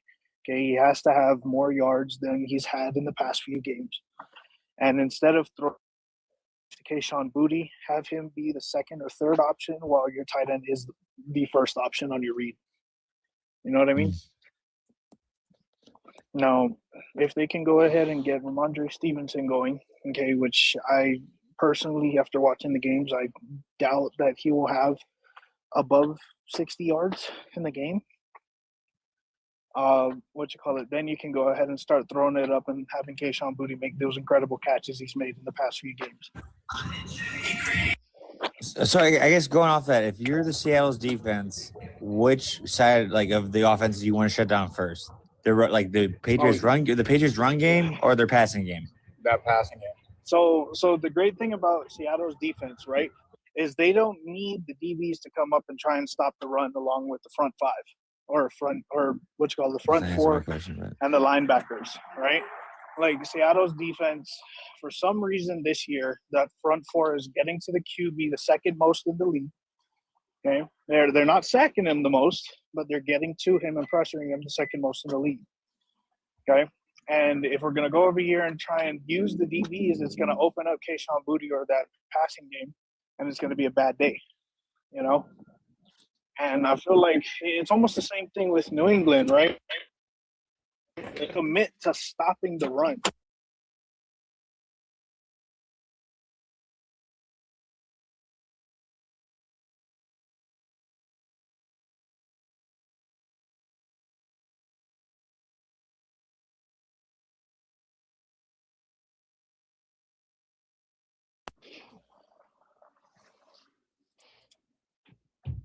I'd say I think it's a passing game. I'd rather shut down New England's passing game and then have what's his face? See what Stevenson and Henderson can do. But the reason why I say I'd rather shut down the run is because if you go over here and you shut down the run, right?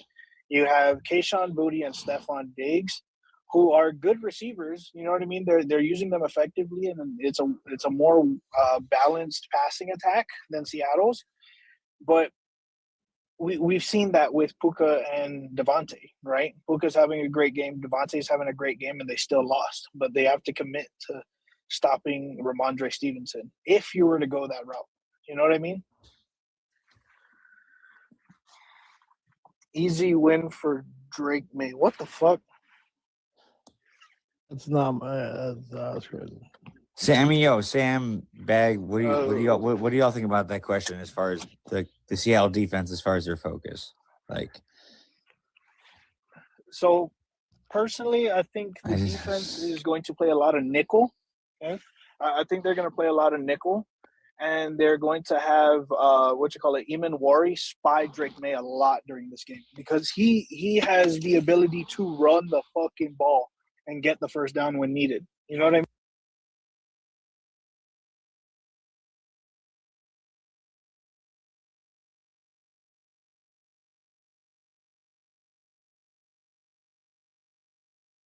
But I fully believe that they're going to try and have Eamon Wari stop Drake May if he starts using his legs.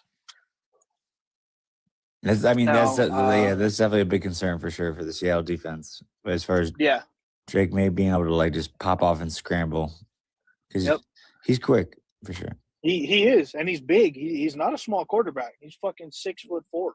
Okay, I do believe that that's what they're gonna do with.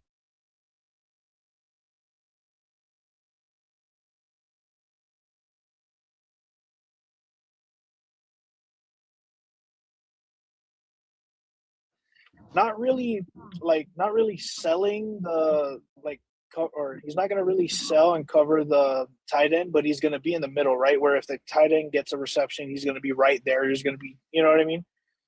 4 yards away as to where, I think they're going to mirror what they did. Like we saw it against George Kittle in the Week 18 game before he got hurt, right? George Kittle would catch the ball and Eamon Wari was right there. You know what I mean? He's basically a second Kyle Hamilton. You remember that Ravens defense a couple years ago? A few years ago when Mike McDonald was the defensive coordinator?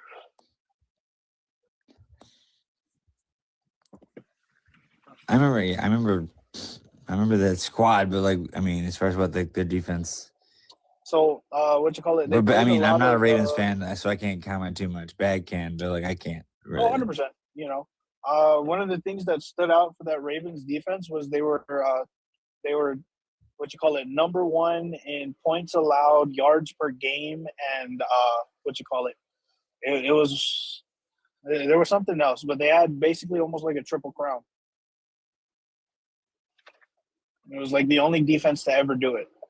But for Seattle to win, I fully believe that Sam Darnold has to limit the turnovers. Okay, I think Sam Darnold can have 2 turnovers in the game, but anything more than that is pushing it, right?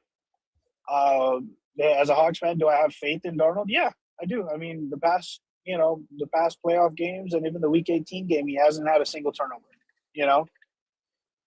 So I feel like he's trending towards having at least 1 or 2, but not more than that.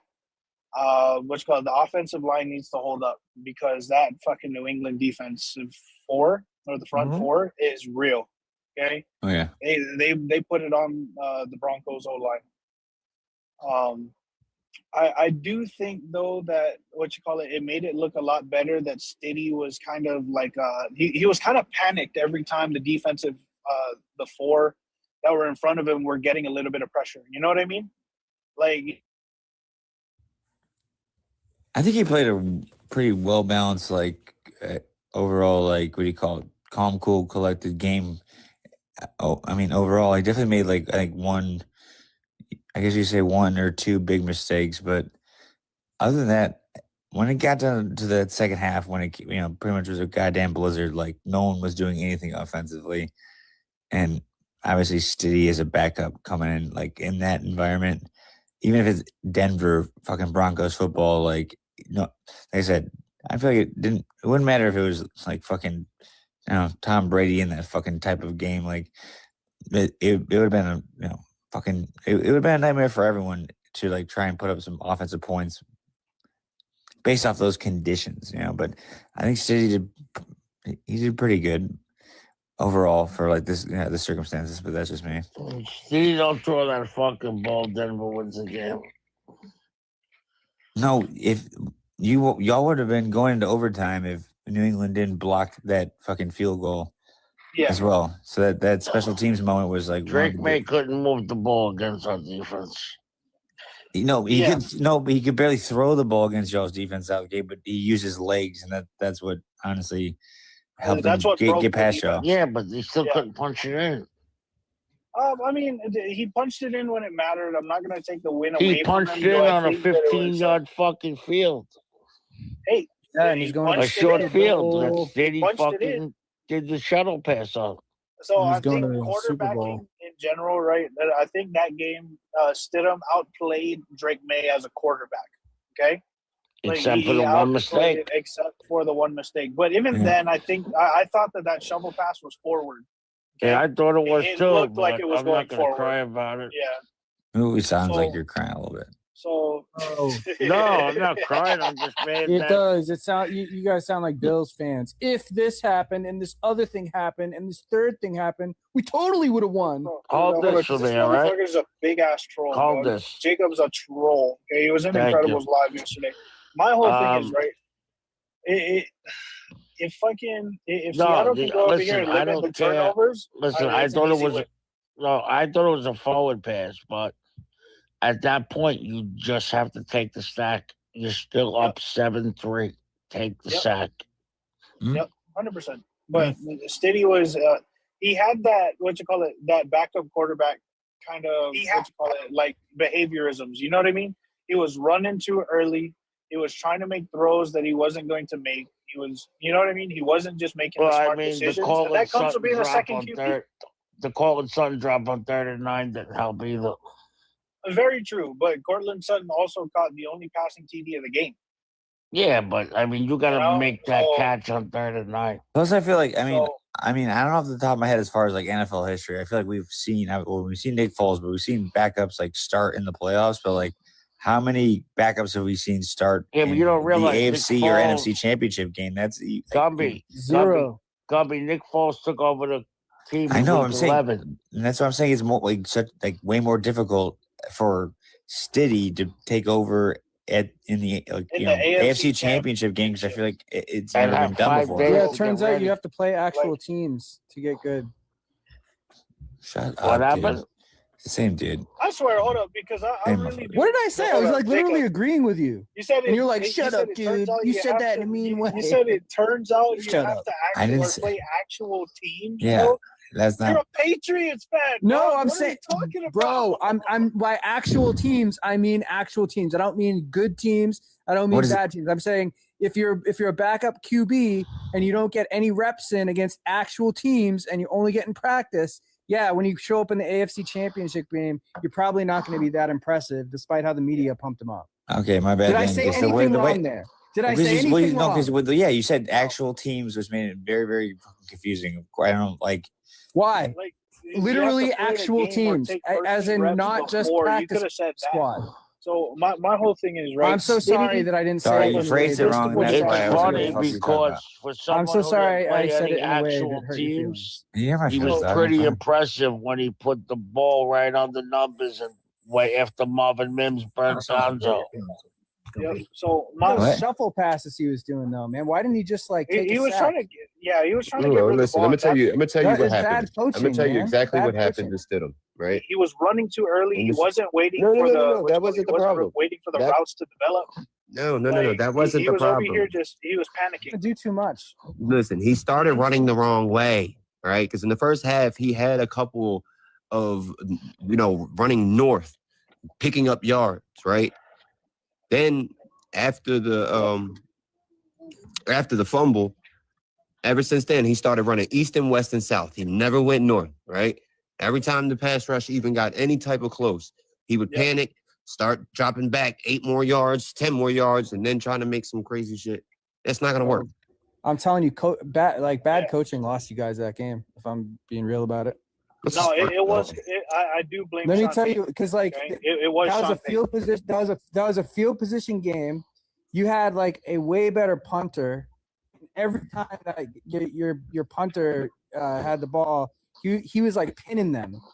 Yeah, but didn't within the kicker 10. miss 2 field And then goals? all your dumbass backup QB had to do was not turn it over and take a sack. Like just take sacks and don't run backwards. And you I guys- think the Broncos kicker missed one pass what I before said? in the You just contradicted yourself. In the second half, he got blocked or it was tipped, and that was a crucial No, moment. but for the did you just Patriots. repeat what I said a different way? So my whole thing is right. Stiddy went over and outplayed Drake May as a quarterback that game. Okay, it was dumb No, he coaching. didn't. And don't get me wrong, Sean Payton's a great coach. Okay, well, from the statistical QB standpoint, right? from the throw, He went yeah, over and he statistically. had more Sure. passing yards. It's not like he didn't run nothing. Yeah, He had more overall. I yards. get. Listen, the You know what I mean? turnovers matter. And then he had a passing TD. But he totality, had turnovers. I mean, I He get had what he's turnovers, and saying. Drake May had 0. So Drake May had 0 turnovers. Right, but and he beat him with his legs in a game in bad weather. So I don't know if that means he outplayed him as a QB. well, You can from say a he had QB more standpoint, passing yards. I don't know if that Well, overall outplays him as yards. a QB. He had more overall yards. Yeah. You know what I mean? So, And more overall turnovers. Yeah, So, sure. if I mean, we're but looking at this, it, right? this, If it's we're all looking at contact. it- Just because he had, and just like overall bad decisions. Jacob, Yeah, you hurt he's your a feelings backup when we QB. talked about Drake That's what I'm May? trying to say. We're making Yeah, the- Drake May had some crappy throws. Yep. He didn't play his best game, but Probably he the only had much better quarterback ever decisions. to win He made an much better AFC decisions. championship game so and he throwing for did less make than much better 85 decisions. yards. That's what I'm gonna say. yeah, But, that's what I said. He had a totality of when it comes to 140 yards offensively. something like that. So The yard statement that game. That game, no quarterback really is going to throw a whole lot of yards, bro. Yeah, exactly. Hey, the way that game went, man. That With game. the Stidham- with the Stidham finish No, rate. if you talk There about on was- average in the league, I'll look it up, bro. I get it. I get hold that up, you hold can. up. I get There- you can there grab was your select another few. snow I game. guess you can grab your select few. There was another snow game in Chicago that was a lot colder. It wasn't. bro. It wasn't Okay, the bro, but- temperature. It was the wind, man. It was like It was the No, Yeah, but it was blizzard. But bro, hold up. You're not about to tell me there wasn't a difference. Hold up. You just said it's the wind in the No, place the that's known as visibility. the windy city, bro. Visibility. No, John. Yeah, no, it was a Yeah, visibility. I know what he's you talking couldn't see. about, but I was like, the wind, not really. I Because mean, you wind. can see The wind plays a little bit because the Yeah, visibility with the wind is worse than just Yeah. wind. And you gotta be real, bro. But at the end of the day, both teams had to play in this shit. So I'm not like exactly. And so my whole thing is right, like going into the Super Bowl. Going into the Super Bowl against a coach who's not going to make those stupid decisions that Sean Payton made. Okay. Why are you assuming he's not going to the least amount? Decisions? I don't understand this. Because he's proven it throughout the season, right? Sean Payton has gone for it on fourth down more times than he should have. Okay, and it caught up to him in the AFC Championship game. He should have taken the points. And if we're looking at if we're looking at the decision making that Mike Macdonald does, or Mike Macdonald has shown to go over here and do it, his decision making to go ahead and take the points almost every time he can, led them to be the only team in the past 50 years to ever win a game where the other team scored a touchdown and they only scored field goals. They won 18. Wait, hold on. I just want to make sure I know what you're saying. Say that again. That's not true. That's not true. That's not true. Listen to what I'm saying. I heard exactly what you said. And Pittsburgh did it twice last year. They scored a TD. The other team? Atlanta scored a touchdown. Wow. It was 10-7. Right, they beat them. I'm mistaken. And then they did it to my Ravens, and we definitely scored a touchdown. So what I'm saying is, right, like the decision making for Mike Macdonald, like going over here, and if you look at it's more conservative. It's good. I get it. Yeah, it's a good. You know what I mean. So knowing that his or their coach is not going to make dumb decisions like that, okay, he can, but it's not likely. Let's say that, right? Are we more confident that Vrabel can outcoach Mike? The probability of Mike Macdonald going for it on fourth down is nowhere near as close as it is to Sean Payton. Sometimes it pisses me off as a fucking Seahawks fan. I'm like, dude, it's 4th and inches on the 30-yard line. Go for it, bro. Like, Jesus Christ. Yeah, but if Sean because Payton, listen, I hate to bring it up because Sam's up here, but his coach, the reason why they lost that game, I don't care what anybody says. You have three chances to kick field goals, and you went for it every single time during the game, right? And then you finally, with that amazing play that Caleb made, right, to tie it. Instead of just going for broke, you've been letting your, you know what I'm saying, your shit. For sure. So right? You might as well just go for the dub. So you want to be aggressive. That's the time to be aggressive. Right. My only question with that is Ben Johnson is, to be fair, Ben Johnson is the reason that Chicago is good this year. Mm-hmm. That's all. I'm not disputing. I'm specifically talking about that game. It pissed me off, bro, because they would have went over here and beat the Rams on a 2-point conversion, bro. Like, not even that. Ben Johnson. If they listen, just think about it. What was the score? Bro. What was the score? 20-3, right? 20-17. I mean, 20-17, right? Yeah, they lost by 3. Yeah. So if you take just 2 of those field goals, you're up by 3. Most likely you win. And to be fair, that defense of the Bears was playing amazing that whole game. It was playing very good in the conditions. I wouldn't say amazing, but yes. It was stepping up against Puka and Adams for sure. Well, compared to how they were playing in the wild card round against the Packers, like the Bears defense looked like the Bears. I like to say this, right? The Bears defense played like the best defense in the league for like half a quarter at the end. Yeah, but also at the same time, when we were playing the Rams versus the Packers, that offense played amazing too. They scored 26 points. Yeah. What? I would say the Packers have a way better run in the second half of the Packers game. Than the Rams overall. So 21-3 at halftime.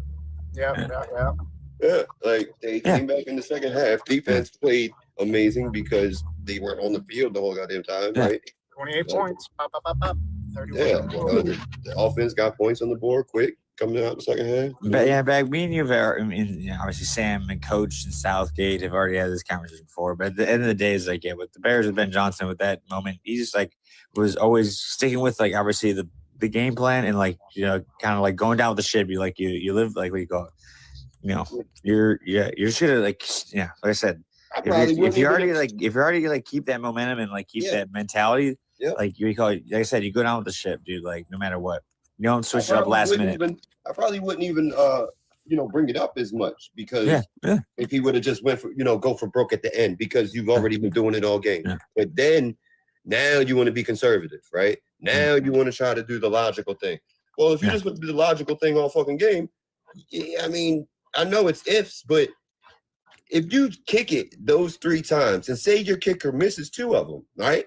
But makes 1, that's the 3 that you lost by.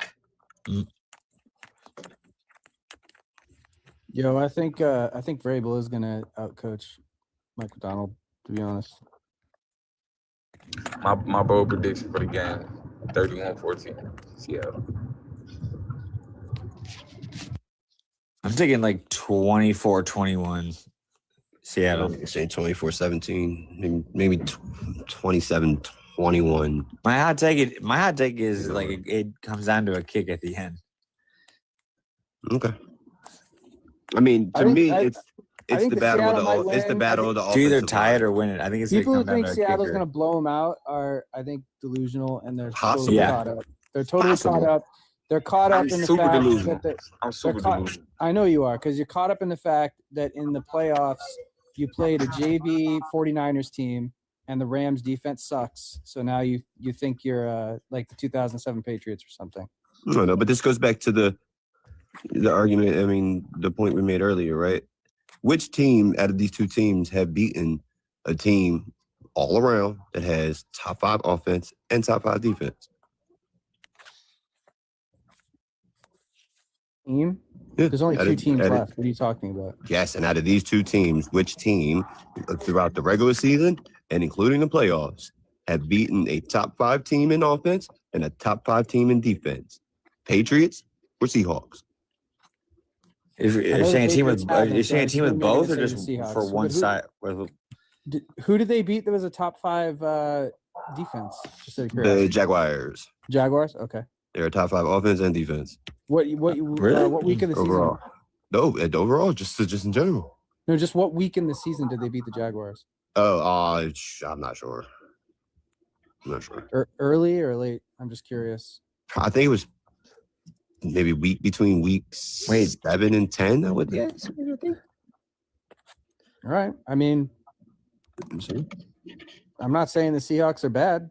I'm No, not at all. saying that. That's not the point. But I'm saying though, the Seahawks are a top 5 offense and top 5 defensive team, right? I have not seen New England do that all season. You haven't seen them do what? Beat a top 5 offensive team and a top 5 defensive team. I don't think they had a lot of opportunities to beat. That's part of my reason. And that's it's just. I mean, I get it. You got to play who you play, right? Yeah. But you're asking me to. Can they do something that I have not seen them do?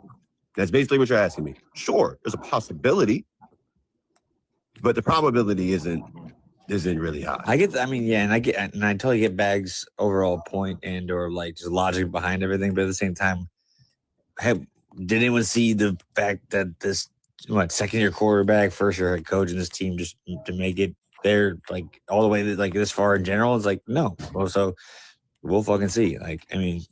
Same with the Seahawks though, as well as that's why it's nice. But that's not to say that the Patriots can't win. Right? No, yeah, Sunday.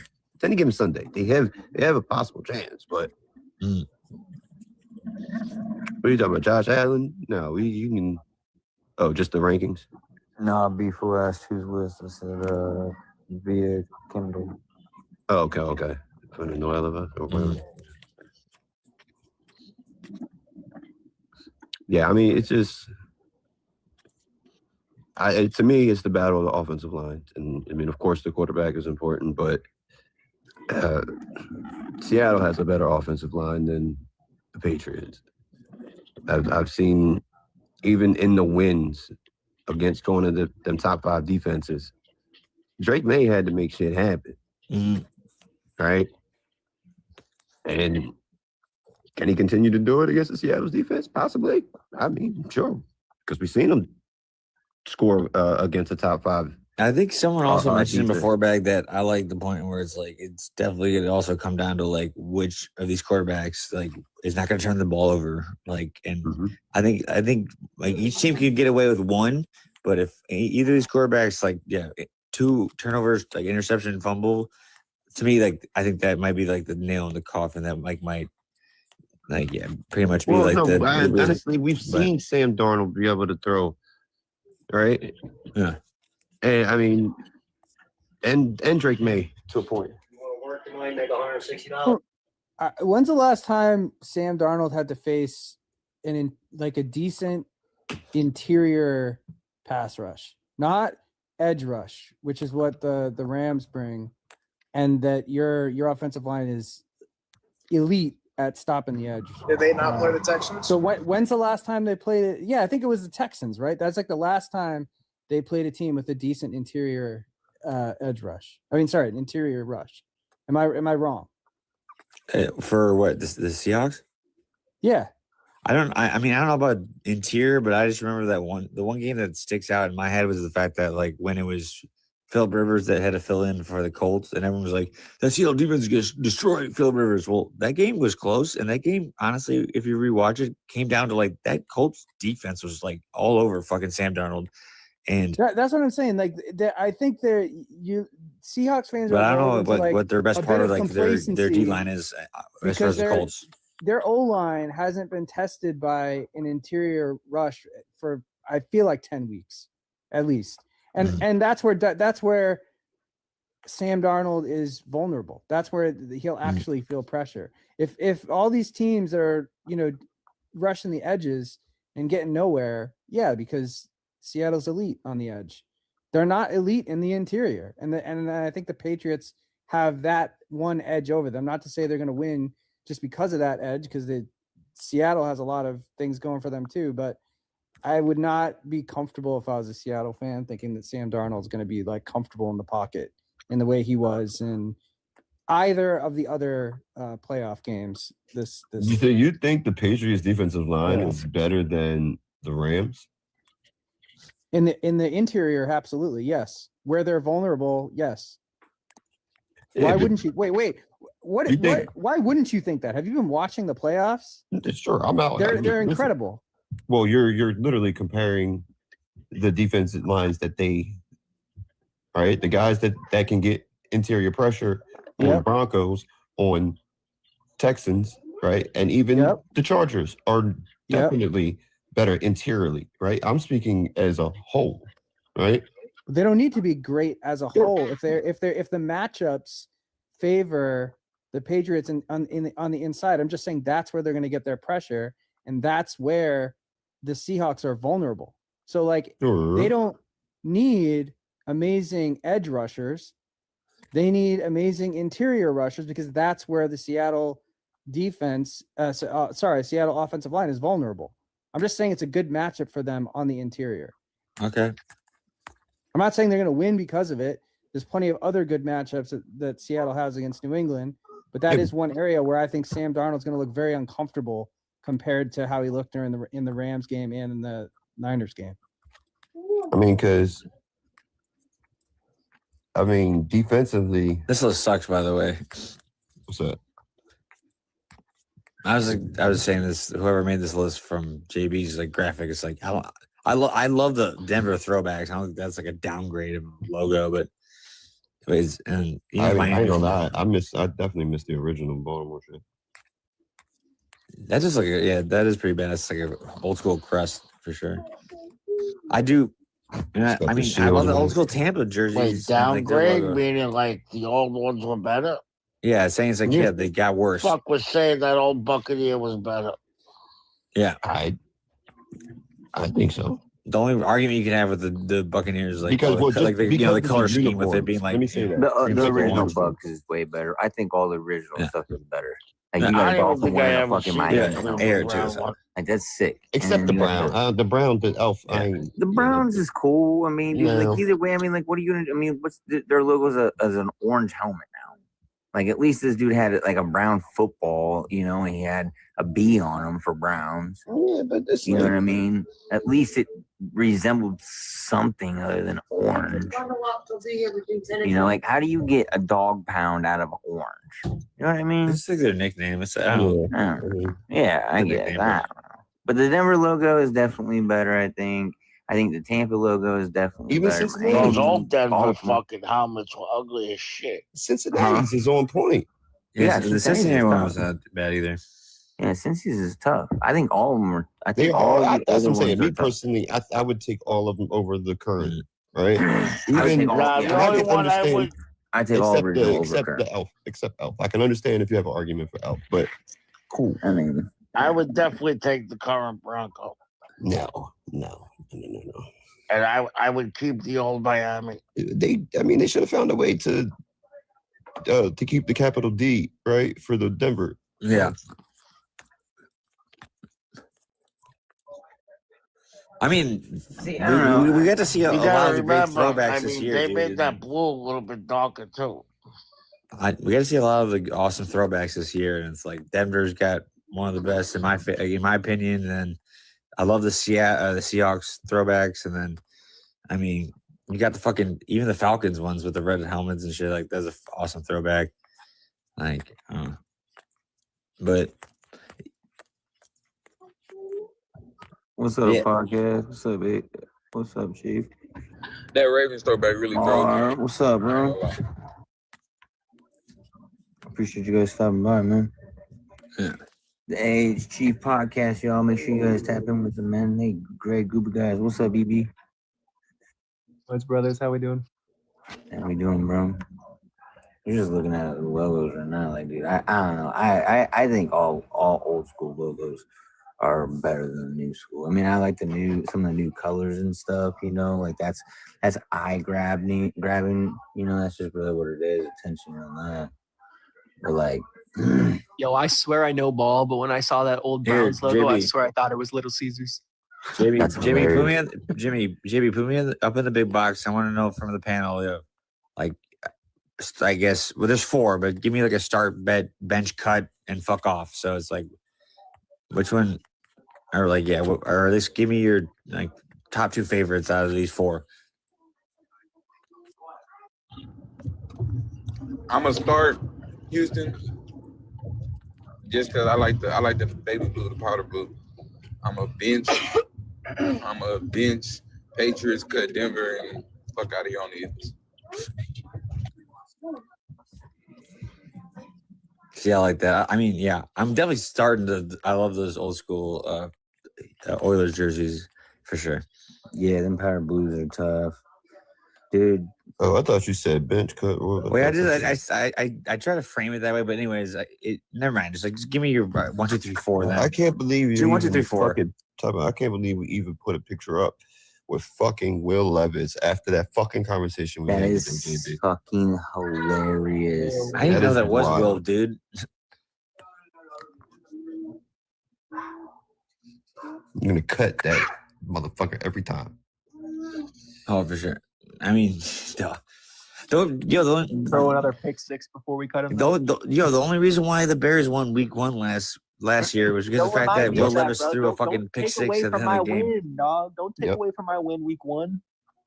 I'm just saying, dude, it was hilarious, bro. It was hilarious. That was the funniest shit ever. And it's like, the Bears are supposed to lose that game. Oh wait, Will Levis pick 6. Goodbye, game over. Like, because listen, that Tennessee, I don't care what anybody said. I watched that game. That Tennessee defensive line was getting at Caleb. Oh yeah, destroying. Yeah, that defense was red hot last year. People forget about it. The gate for like up until like week 9, they were in the top 10 in damn near every statistical category. And I didn't expect them to be that great for a defense like they were like the sleeper defense that I wasn't paying attention to for sure. And they came out the gate and kicked the shit out of my Bears, and we barely won that game just because of fucking obviously Will Levis. And then after that, that defense was carrying the rest, like majority of that season. But Will Levis kept finding ways to fucking, be Will Levis. Mm-hmm.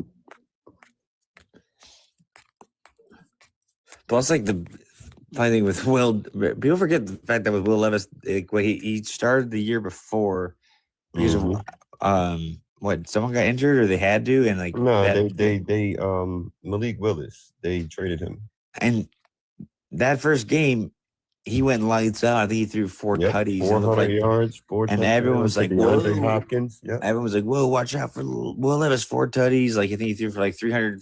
And guess what he finished with? He played, I think, like 7, 8 games, right? And guess what he finished with?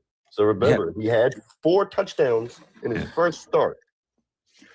He finished the year with 7 touchdowns and I think 8 interceptions, bro. Yeah, exactly, bro. So in 6 other games, you threw 3 more touchdowns. Yeah. With 8 more interceptions. Because I don't think he threw an interception in that game in his first start. I think it was 4 touchdowns, 400 yards, and he was a clean real quick in the turnover. Real quick, I think the situation over in Tennessee isn't built for any quarterback to succeed. Now, I'm not saying Will Levis is good, but Malik Willis didn't have any success. Will Levis didn't have any success. Ryan Tannehill, for some reason, got booted up out of there when I thought he was doing a pretty decent job. So Tannehill technically had some success, but it was based on the rest of the team. But I pick up what you're laying down. I didn't think they just couldn't afford him. I mean, where is he now? Where is he playing now for him to be so expensive? Who, Ryan Tannehill? Yeah. Well, I'm just saying, it's a Tannehill's out. It's a mixture of that he wasn't good enough. That's why they didn't offer him a contract. But Mariota is still in the league, and I think he's one of the better backups overall. But upper echelon, I guess you could say. Yeah. You think he could have been a starter if he'd went to another situation? It's possible. I mean, because we didn't know about that with Sam Darnold, right? This was his whole argument, is that Will Levis didn't get a legit shot, and sure, due to his circumstance, we understand that he was in a bad situation.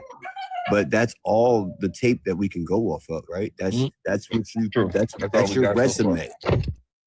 Plus, I mentioned it before, basically with Cam, it's been Cam Ward, Caleb Williams, Bryce Young, and Trevor Lawrence. All 4 of those guys were first overall picks in the draft as far as QBs, and all of them had their head coach pretty much fired halfway through the season or in their first year, which goes to show that you're going from the best of the best to the worst of the worst, and the most usually the most kind of dysfunctional teams when it comes down to shit like that, where it's just if all of those first round or first picks overall as far as quarterbacks have their coaches gone by halfway through the their first year, goes to show typically when you're that motherfucker, you're walking into a shit show. Yo, hold up, time the fuck out. What the fuck are we doing, bro? What this list is diabolical. Yeah, this is dude. JB, knock it out. Knock it out, JB. Vince Carter. This is crazy. I found somebody. Wait, time out. Actually kind of bad. For one, I think Vince Carter was the shit. The only two people that make sense to me is Jake Paul. Are we really gonna put Jake Paul up? Are we really gonna admit? And Johnny Manziel. And Manziel, yeah. I can kind of see Ronda Rousey. Sure. I can't believe we're putting Jake Paul. John Cena and Derek Jeter. No. I think what they're saying here, Big, is for the hype of their name. Bro. Well, Montana's the dumbass fucking. It's not Joe Montana, Joe Namath. Oh, my bad. I can't read. I'm retarded. I'm gonna go back to school and learn how to fucking. So they're saying for the hype of their name. Yeah, bro, you're not about to tell me that Vince Carter is overhyped or overrated. You're tripping. Yeah. You're fucking tripping, sir. There's 2 people that stylistically and that shifted the game besides Michael Jordan, right? And that is, I say probably 3 other people besides Michael Jordan. That's Vince Carter with the dunking ability, AI, right? And Steph Curry. They all shifted in a way the game of basketball for the entirety. So let's go. When it comes to Duncan, can we give it to Vince Carter or can we give it to Michael? I thought, he was his airness. What? No. We're talking. I'm talking the. Wait. Go back to the list, Jimmy. All right, sure. In the dunk contest, whose dunk contest was better? What? That's true, Vince. For sure, Vince got the most memorable. No, I mean me. I would pick if I had to pick a dunk contest, the best I've ever seen. Yeah, would probably be Jordan versus Dominique. And for me in my era, the last great one I saw was that 86 was cool, fucking bro. Aaron Gordon versus Zach LaVine. That was my last great one I saw. Well, that's a great one, but we're talking about the performance. I'm not talking about the between two people. I'm talking about a single dunker's performance in a fuck contest. No, but what I'm saying is, did Vince have anyone to go up against? Tracy McGrady. He went up against his own fucking teammate, really. Then I think Steve Francis.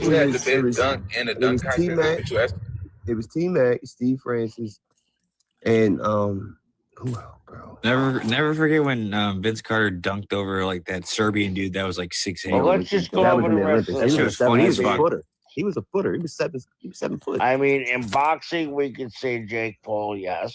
That's not boxing. Let's not do that. Well, they have boxing gloves there. Yeah, they have boxing. Entertainment exposition. Yeah, I'm just saying. So Johnny Manziel, yes. Man, y'all got Michael Vick on the overrated list? Yeah, football, yes. It's not our list. It's just whatever JB. How big that name was. Derek Jeter? God damn. If you look at the very bottom, it says according to AI. Derek Jeter, I'm not mad at. This was on a post. Yeah, sometimes AI just don't need to do. I'm not mad at Derek Jeter. But what man, they got Southgate Pele said, though, on here, is man. a done, pretty bro. good. I mean, to some people could be true. Ain't Pele the young kid that was like 15? Man, Pele was the greatest soccer player ever. Yeah, like bro, that's like saying Wayne Gretzky. That's debatable. That's like putting Wayne Gretzky up there, bro. So he was like a Wayne. I mean, not a Wayne. He was one of the greatest Brazilian soccer players of all time. How old was he when he became a professional? Right, it was the young guy. I mean, dude, he was in World War II. I mean, he was around the World War II area. Oh, okay. He performed for fucking. Who was the kid that like? It was like. Wait, who was in World War II? Bro, that's like saying he went in Dan World Marino. War II. He performed. He was around the World War II era. In the World War II era. Pele. When did Pele play in his prime? Yeah, didn't Pele play in the fucking? Why does that matter? Pele That played. was a question that we're trying to. He was in front of fucking HITER. Yeah, I think I got you in the 40s. Just like years. Yeah.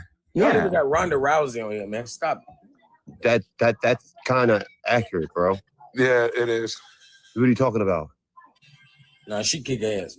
No, bro. Pele played from 1956 to 1977. The competition that they were throwing at her at first, bro. So then what? Oh my God, you think the competition is better now? It's soccer, bro. What are you talking about? That's not what I said. I'm talking about when it's soccer. No. I'm talking about Ronda Rousey, bro.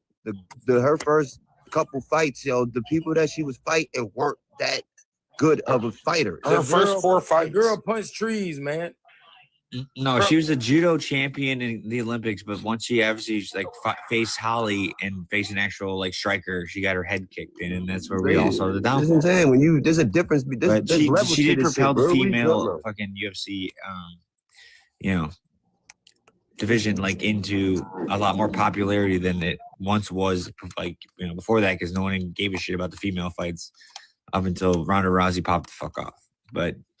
Once she actually faced a worthy opponent, she got her head kicked in. So I understand the underrated part. So Anna Kournikova, Derek Jeter, and Joe Namath are more overrated than Jake Paul. That's crazy. I would say Derek Jeter. I'm not mad at that. You're a legend. Maybe he is. I understand you're not liking the Yankees, but goddamn, bro. No. Listen, Derek Jeter's a legend. If there were 2 outs in the bottom of the ninth, he would be one of the guys I would pick to put up at bat. But for the amount of hype that he gets, he's not even probably the top 5 greatest shortstops of all time, defensively or offensively. Yeah, but that doesn't mean that he's overrated. Exactly. No, it does. I'm just saying that you guys because he's not one of the this. top 5 at his position ever. That means he's overrated. It's because of the fact. No, it's because of the fact that what Southgate was saying. The gotta fact that there's way better guys that are left in like the shadows. Yes, you guys got to look at this from a hype train. But everyone talks. Yeah, but the popularity aspect of all of it, like that's all Southgate is saying is like Jeter was great, but he wasn't the best of the best at his position during his time. There's other guys, but we forget about them. Clear definition. Let's get a clear fucking definition of a consensus of what everybody thinks overrated actually is. No, I think that's what this list is trying to say. I think for me, overrated athletes. The definition is overrated is the fact that your overall hype and or what do you call it, just coverage and or just like just overall like just like what you did does not overall like kind of calculate to like the so let me athleticism of the position itself. Let me ask you this. Hold up. For their career, right? Okay, where I agree. At their position, all time to not be a top 5 is you can't. I'm not going to say that's overrated because they didn't succeed to that. Now, can I say, were you a top 5 for at least 5 years, right, of your career? Then I would say you're not overrated. I mean, I would agree with part of that. It's like what Southgate was breaking down with there's other players that did not get as much coverage or people don't talk about as much that were better. But the fact that like you as a personality were great, but not as good as other motherfuckers because the fact that like what you kind of were as like greatness of Derek Jeter at all. Now, Johnny Manziel, he was everyone in America knew him. People's wives, everything. I mean, that's where the overratedness comes in. Yeah, I was just going to chime in to say that I feel like it's a pretty. Everyone knew that Derek Jeter was giving out fruit baskets to his ladies. Like, I would say the definition for an overrated athlete would be someone who people generally remember as being better than they actually were. Yeah, exactly. Their image was bigger than their actual performance. Hey, I would put Tom Brady on this list before Michael Vick. No, listen, I said, that's an the bottom of the ninth, 2 outs, and I need a base hit. I'll put Jeter up at bat. Like Tom that was Brady, automatic. Tom Brady wasn't he Mr. Walk-Off that another quarterback couldn't do. Like he was not special. Didn't they call Jeter Mr. Walk-Off back in the day as far as just needing a base hit? Not all that, but I'm just saying. I think Michael Vick is like the best example. Look at Jeter's prime. Michael Vick is a great example. Yeah. Wait, hold on. Jeter's prime, you had Garcia Parry, you had Tejada, you had A-Rod. There's probably like 2 others I'm missing. Teixeira? No, I'm talking about playing shortstop alone. Oh, okay. Yeah. You know, that was just in the American League. Hot take for me when I think of this list, I want to say Odell Beckham because the fact that like that's not bad. Like everyone remembers him for the catch, and yeah, he had a great That's the only thing he ever did. And well, that's not true. I mean, he was off. His first 3 seasons, he was off to like a record pace. Yeah, bro, the problem is that he wasn't able to stay healthy. He wasn't able to keep up the pace over like into the but middle part of you're saying all he had was just the catch. That's all he was known for. And then Chief said he did nothing else. Bro, his first 3 years, bro, he was the fucking pretty much the best receiver in the league for 3 years. Hold on, what player are we talking about? Odell Beckham. But answer me this. But individually, see, he didn't live up to the hype. But what I'm telling you is in totality, when it comes to wins, since that picture was taken of Odell and the boys down in Miami, the New York Giants record overall. Yeah, the boat photo. The overall record for the New York Giants at that time was fucking horrible. Sure. Yeah, I mean, ever since they called him Odell Beckham, is that an Odell Beckham stat or a New York Giants stat? And that's why I said at the beginning, I said individually he was putting up the numbers. However, in totality, as a team to measure a rate of success, no, the record for the New York Giants is fucking horrible. It's like 42 and 100 and some since then. Bro, all his stats, him and Eli, all their stats came in garbage time. Sure. Well, but plus, the thing is that when you're talking remember about that shit like yesterday. Overrated, you're judging him upon his contemporaries, right? I'm just saying his like what people remember for him for in his image was bigger than his overall, like, you know. And he came in and facilitated the Rams and was consistent. And then I'm not going to fault him for getting hurt during the Super Bowl, because he honestly, and the way that was going, he'd have been the MVP. Again, I feel like we're not really like discussing actually like the aspects that result in him being like thought of as an overrated athlete, because like Beckham used to get shut down for 3.5 when quarters. he first started, like for his first like 3-4 seasons, he was off to a historic pace, but his statistics just kind of tapered off after that. And like I said, he wasn't able to maintain it into years 5, 6, 7, 8. Victor Cruz was better than him. No, yeah, exactly, and I agree. And like going off that, like, does anyone remember what did Odell do when he was with the Browns? I don't think he had bad years. Sure. Yeah. I mean, I think we're all in general like agreement that he would be a good example of like an overrated athlete. Man, he was like he was basically Victor like Cruz what? 2.0. Like, I mean, but I could think of, I mean, considered like how he's Alshon Jeffrey, right? Like there's guys that Jahi. Yeah, there's guys that I think had just as much hype, right? That did nowhere near as much as Odell. Sure. Well, yeah, I guess the whole thing with being overrated is it's an expectation. And yeah, the hype. Trying to call Odell Beckham Jr. Hall of Famer. Give me an example, but right. Like OBJ will not make the Hall. Yeah, not at all. Would you say, Gates? Give me an example. Yeah, I mean, who do you think, as far as the NFL, like?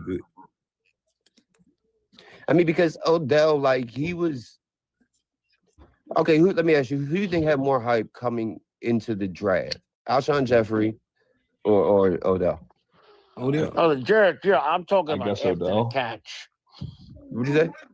After the catch, Odell was the biggest thing on. Yeah, I mean, I don't know about. I can't answer that one because I don't think remember. leading up into the draft beforehand, I think it was still Alshon Jeffrey, if I remember correctly. Yeah, no, I'm not talking about that. Odell I'm talking about he was a first-round pick still, wasn't he? I don't know when Alshon Jeffrey got drafted. I thought Alshon went first round too. Did he? I may be wrong. Oh, wait, all right, so I got a better one than Bag. Cam Newton. Overrated Kyle Pitts. No, Alshon Jeffrey did not have a lot of Yes, hype. Kyle Pitts is absolutely in the definition of overrated, right? Because he's finally showed some promise, but what he was projected coming out of college, right? He was supposed to be the best, the next thing smoking, right? And the highest tight end ever, like, drafted, I think. And what he did just up until, at the end of last year, but definitely this year, he finally showed up, which is great because this is his 5th year, if I'm not mistaken, right? Isn't he? 5th year. Unrestricted free agent. This will be his 5th year. Yeah, he's. And they didn't retain it. They didn't pull up. They didn't exercise. Yeah, they didn't his retain. 5th Okay, year. they didn't. And his receiving touchdowns since he's been in the league is 1, 2, 3, 4, 5. I don't think that Kyle Pitts really makes sense as an overrated athlete though, because he never really performed at any point. Like he was like barely a 1,000-yard like receiver tight end his rookie year. He had the most promise going in out of any tight end through the draft since what? Kittle? He was the highest drafted tight end, I think, of all time. Yeah, but I don't think he falls neatly into this because here's an example. Like you look at Michael Vick on this list, right? People today think that Michael Vick is one of the best quarterbacks of his era, when in fact he's not even the best quarterback in Falcons. He was one of the best football players, but as far as quarterbacks, no. Michael Vick was never an elite quarterback. No. Does anybody know what his best season was with the Falcons? Hey, Teofimo Lopez. Wasn't he drafted in 97? Yeah, do you know what his best season was? Lopez got his last, probably. Yeah, he got his ass handed to him. As a Falcon. Nope. Do you have any idea what his numbers were? You say like 19 touchdowns and like 12 interceptions. His numbers were 2,500 yards, 19 touchdowns, and 14 interceptions. Right. So, like, again, my point is that there are people who think that Michael Vick, like, they genuinely think that he's one of the best quarterbacks of his era. And like, if you actually go back and look back at him, it's not. Somebody just said nearly he was better than Lamar Jackson earlier. Yeah, and that's why I said as far as quarterbacks, no. You're right. And that's why I said as far as because Michael Vick came out and did something that no one has ever seen before. Yeah, that's the whole point. No one has and that's ever why I ran said like Michael Vick. He's not a. I said he, as far as quarterbacks go, he was not one of the best, but he was one of the best football players. He was one of the best. You know what he was? His last year in Atlanta, he threw for $4 grand. He was. Michael Vick's credit. Did he have any receivers? He was one of the best highlight reels. Roddy White. Don't do that. Roddy White was a young wide receiver when they got together. What were Dan Marino's fucking receivers? Roddy White is like a number 2 wide receiver anyway. When Michael Vick ran the ball, he looked like he was on ice skates. Yeah, he was a highlight reel in Atlanta, especially. Throwing the ball, he was ass. No, but he threw for $4 grand his last year in the ATL, and that's when he got the $100 million contract. He was going to take the fucking league over. What? Was he though? He never did before or since then though. Now he had a great year in Philly. You know that. He had a good year. We're not talking about Philly though. We're talking about Atlanta because in Philly he had basically every key to the castle. And that's the thing. That's why we say he's overrated, because when you watch Michael Vick's highlights, rookie year he went to the playoffs and beat Green Bay. Green Bay had never lost in the playoffs. And running 90-yard fucking. And you know what? Kaepernick did the same thing to the Packers. Yeah. I mean, no, you can't say that. You're not listening. Yeah, I can because Colin Kaepernick broke his playoff rushing record. Vick did it first, obviously. Like Green Bay was a dominant team. We talking about with Brett Favre on it. We talking about the real deal Green Bay Packers. The ones that, first one, won Super Bowl. Kaepernick did it to the same organization.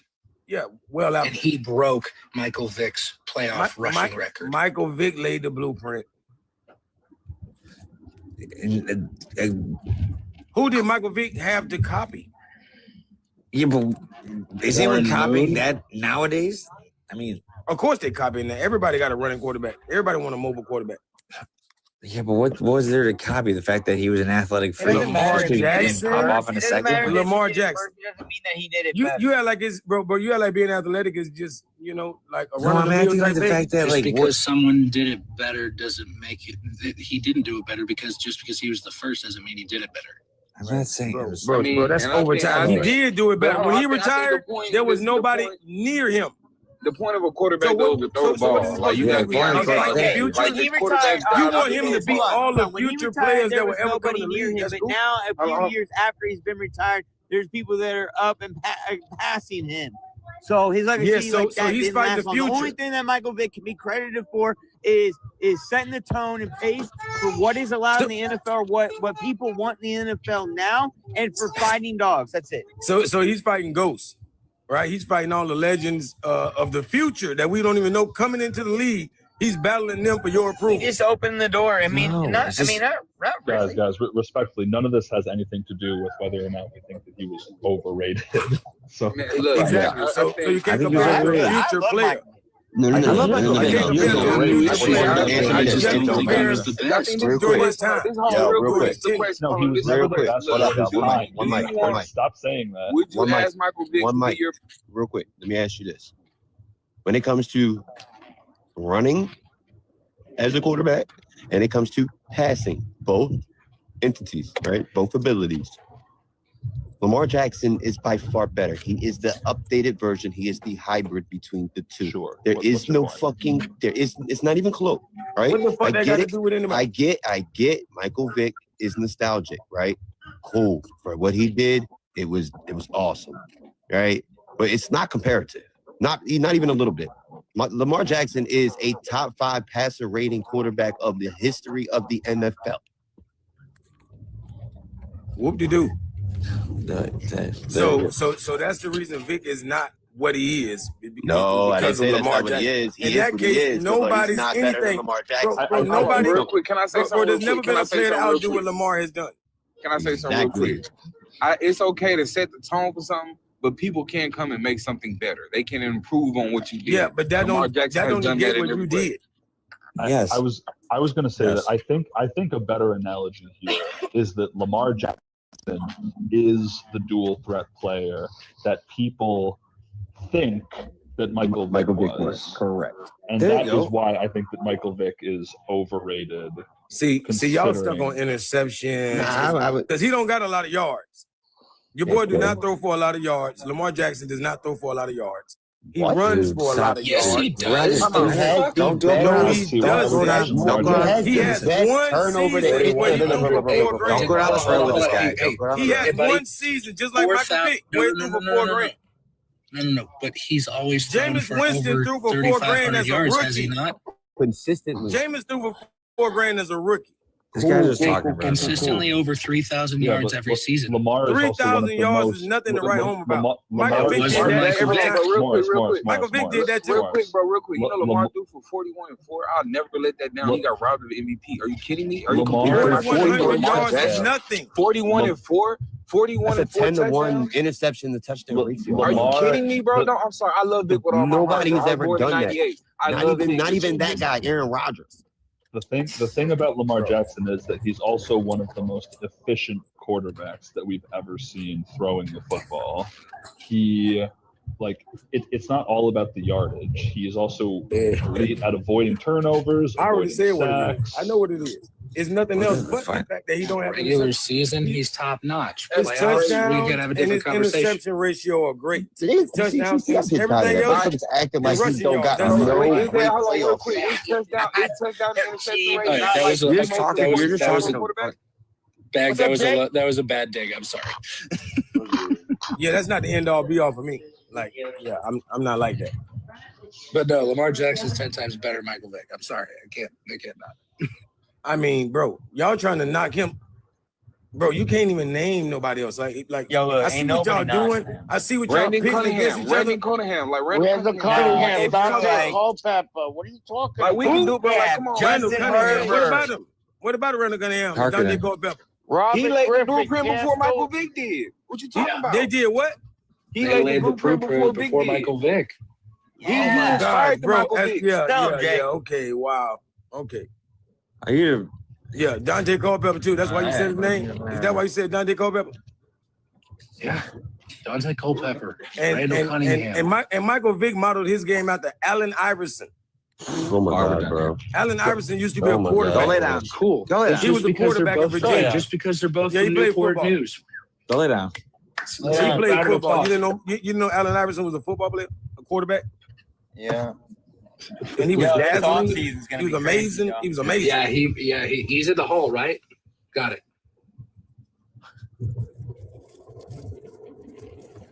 Jesus Christ. I think an overrated player in today's league is CJ Stroud. I think this is his proven year. After his rookie year, he was getting these top 5 nods, and that's crazy.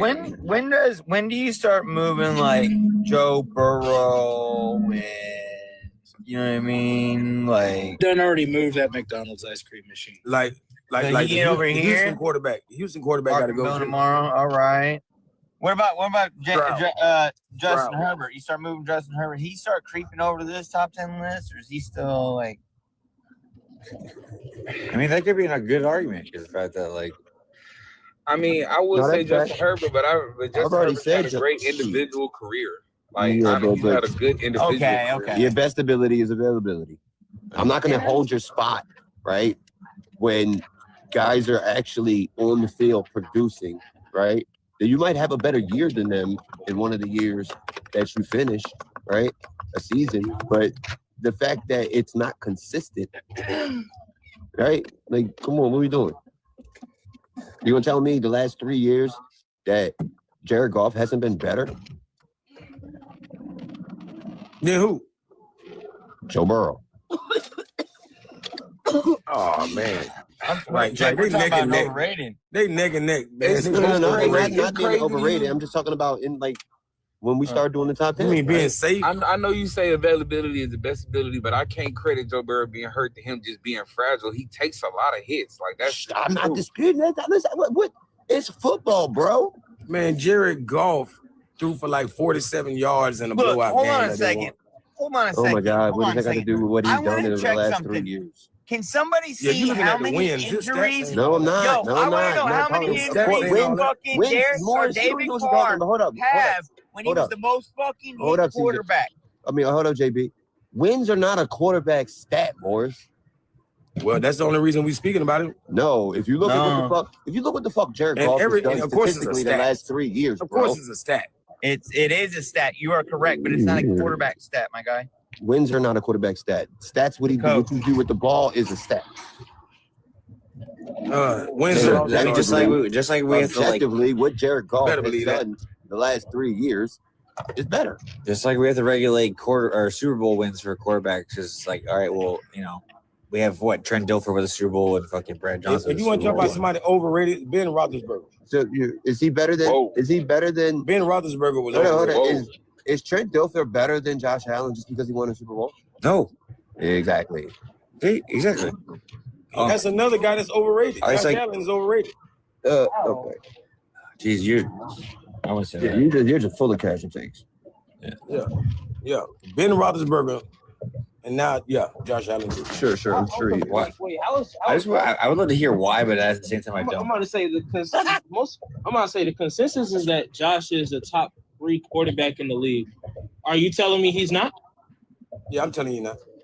Like that rodeo is over with. Who's better? It's over with. That rodeo is over with. Is this Sinners? Who's better? Who we talking about? No, because I said that because he called Josh overrated. I said most people's consensus is that Josh is the top 3 quarterback in football. He said he's not. So tell me, because the conversation is really him, Patrick, and Lamar, right? Those, for the most part, we know that's top 3. Who are the other ones outside of Patrick and Lamar? I know we just had availability is the key, but you can throw Joe Burrow in there. He's just a more mobile Joe Burrow. That's all. Talent-wise, okay, well, if he's a more mobile Joe Burrow, then between that and the fact that he's also on the field more, that would make him better than Joe. What are we doing? Better than Joe don't mean nothing. What does that mean? Oh my God! You just said, you're saying that Josh. That mean you're a legend or something? Hold on. You're saying that Josh. Anything about being a legend? You're saying being better than Joe don't make you nothing. Oh my God! What does that mean? It makes him better than Joe. One more. You literally just said that you didn't think Josh was top 3. And okay, we know for most people, the top 3 is some order of Lamar, Josh, and fucking Patrick. Some order of that, right? So other than Lamar and Patrick, who else are you saying is better than Josh right now? I mean, I like a lot of quarterbacks, but I didn't say who you like. I said let me think. I know you want some stats. A statistician that's up there. Names. We didn't ask for stats. I don't care about who you like, because if we talk about quarterbacks, I like Josh Allen. Y'all said wins. I don't like him at all, but I can acknowledge he's a really good quarterback. If you don't have him if you don't have Josh Allen at number 2 or 3, you're a fucking hater. Man, Jared, man, no. Matter of fact, you're about to say Jared Goff? No, St. Louis quarterback. Easy. It's Los Angeles now, but Matt Stafford. Matt Stafford's not better than him. Oh man, you crazy as hell. Close, but Stafford's not. Nah, he's way better. No, he's not. And then, even Drake May. Why? Don't just say he is. Tell us why. Just ask him to explain why, and then longevity and consistency. Wait, hold on. Pause. You just contradicted the fuck out of yourself because you said, you said Stafford because of longevity and consistency, and then turn around and say Drake May is also better. How the fuck does that work? Bro. So basically, you trying to say I got to use the same reason for every quarterback? No, you said 2 different. Bro, I said Drake May, but not the same reason. Obviously, you can't say this. Yeah. What the hell does Drake May do better? You're really talking about what does Drake May do better than Josh Allen? What you done for me lately, and lately no. What does Drake May do better than Josh Allen? You don't get so by that logic, would you have said that during Jaden Daniels, what was that rookie year? Would you have also said that he was better than Josh? That year, of course it was. What the fuck? Okay, yeah, we're just yapping today. I see. Oh yeah. Sometimes you just gotta give him. And luckily to help your case, Jaden Daniels had a bad sophomore year. And actually, hold on. If Jaden would have duplicated his rookie year, you wouldn't be able to say nothing. Yeah, but if my grandma had balls, she'd be my grandpa. Yeah, but he asked me about the rookie year, so that's why I answered that. Duh. Wait, hold on, Loki. You set yourself up because Jaden didn't even have better numbers than Josh that year. I hope you know that. What he had? He didn't have better numbers than Josh. I'll pull What him he up. had? What he had? Jaden had one of the best rookie seasons at that time, but And Josh that's what won we the can MVP compare. that year. We can compare the rookie years if that's the case. No. We said who was better at the time. We're not talking about What the fuck? I'm. You know that moment from like Man, Billy Madison where they have I that don't know. debate? I don't know about bro, but I really make a strong case for Joe Burrow. I know he's been injured, but when he's not, you can't tell me he's not a better quarterback than Josh Allen. Besides the mobility, I can give you that he's definitely less mobile than Josh, but he's a better passer. I think he controls the offense more because he's a pocket passer, and people say those are dying in this league. And he's been to the Super Bowl already as a pocket passer. That doesn't mean you're better than so yet again, that boils back down to my question, right? Just because he's been to a Super Bowl doesn't make him better than Josh Allen. Just like Trent Dilfer winning a Super Bowl does not make him better than Josh Allen, right? Playing the quarterback position. No, I'm not playing the quarterback position. That guys are going to have different skill sets, different talents, right? Yes, I agree. At a pocket presence, Joe Burrow is better because that's his game. That's what he has to do. But Josh Allen is damn near just as good with throwing the ball in the pocket, but he is way better with extending plays and, running the ball. It's not even fucking close. That's true. It's not. That's true. It's not. So this sounds even. It sounds even, but not even. What I was It trying sounds to say, even, but not even. What I was trying to say It's not smart. is in a league where his style of quarterback is dying, he's thriving. That's my point. To me, that's So is Matthew Stafford. Hold on. And even the whole narrative of quote unquote pocket QBs dying, even that's kind of a BS narrative. The only difference now is that as a quarterback, you gotta at least be able to escape a little bit. Because if you're like have Tom Brady or Peyton Manning levels of mobility, guess what? You're going to get killed. I'm sorry, these defenders are way too athletic. You're not my fault, but you're not going to be able to just sit back there and no mobility whatsoever. That's the only reason they say pocket quarterbacks are dying. But there's still plenty of quarterbacks that dice you up from the pocket. So let's not. Ain't no quick passing. Ain't no quick passing because if Drew and Brees that's why, but that's why Peyton still be throwing every down. That's why Peyton, as far as like his style of play, as a statue in the pocket was called the sheriff. Dude was 40 years old, bro. Tom Brady did the same the shit. king of the audible. Tom Brady was an anomaly.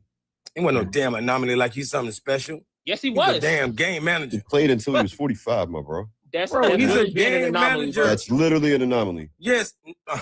So he's a game man. I mean, yeah, not athletically. Then, Wait. Not No, hold athletic. on. You don't have You to. can What the actually say. He was Nobody said never anything about his on. athletic. That He is was the never most athletic. bland Did you see his athlete ever Did you played see his football. pro day? Did you see what he I'm gonna say, I broke? literally just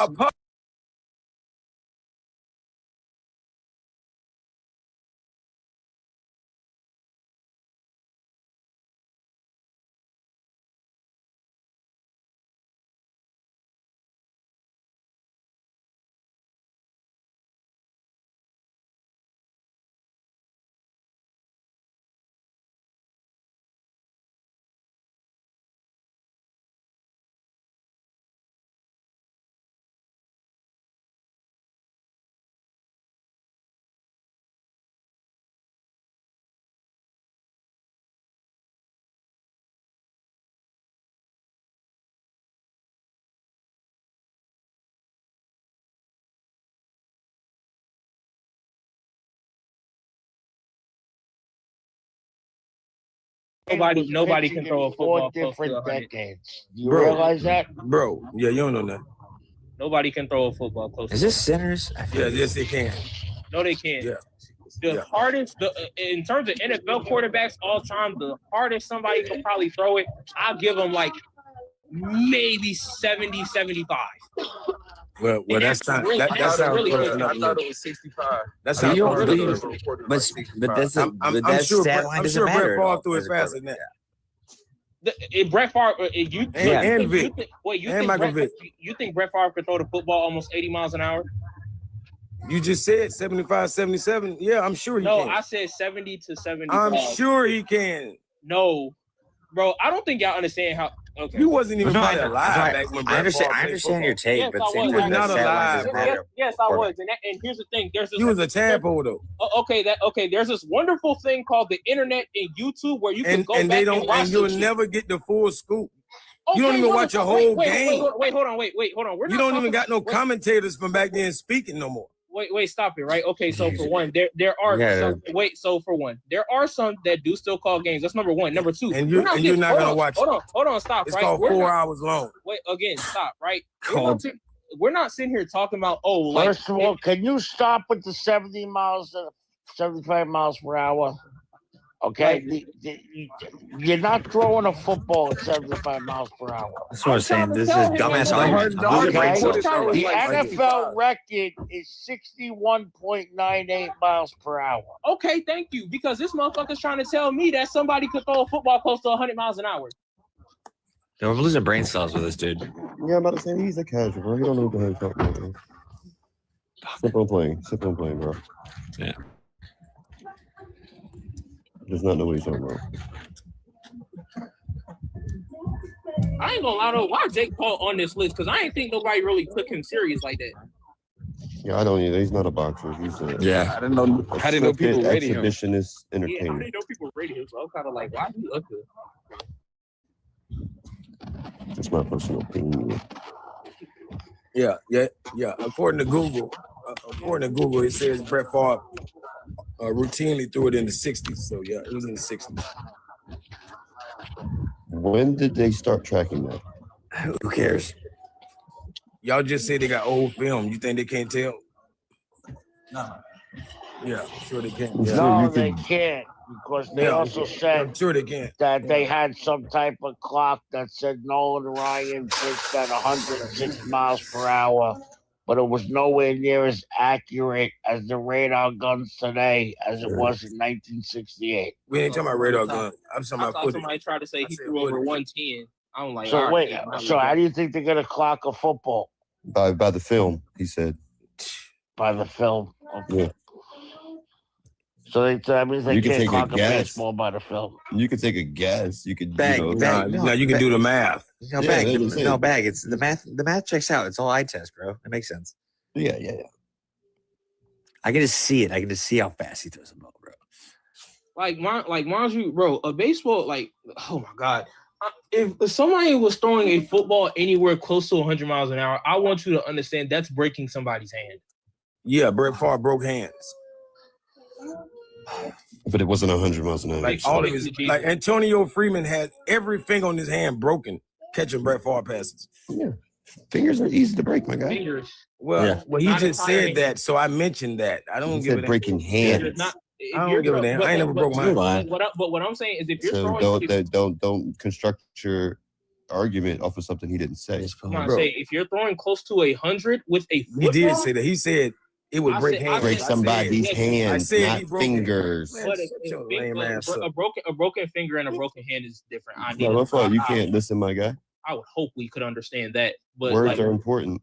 With because that's why I spoke on it, dummy. Trust me. No, you didn't. You constructed an argument that he didn't say. No, He didn't say I that. didn't construct the argument. I No, mentioned that you tried. Yes, you failed. Brett Favre did break hands. Wait, No, he broke fingers. You said he broke fingers. Who cares, bro? Who Hold on. cares? Let me be clear with what I'm saying, since I want to mince words and shit. When I say it was breaking, I don't mean who missed a word. I don't mean somebody. I don't mean somebody. You know, It ain't all about what you mean. It's about what I mean too. Oh my fucking. I don't mean one person. So I'm not riding your coattail or nothing. Like whatever you talking about, bro. Okay. You're not listening or waiting to like. No, you is. You're responding. You the one got me pissed off. You're not listening to I don't understand. think You're we listening to understand the difference respond. between a baseball and a football. As somebody who played baseball for years and has accidentally got a couple balls off of my hand that were going even just 80 miles an hour, and that shit hurt like a motherfucker. I want you to understand.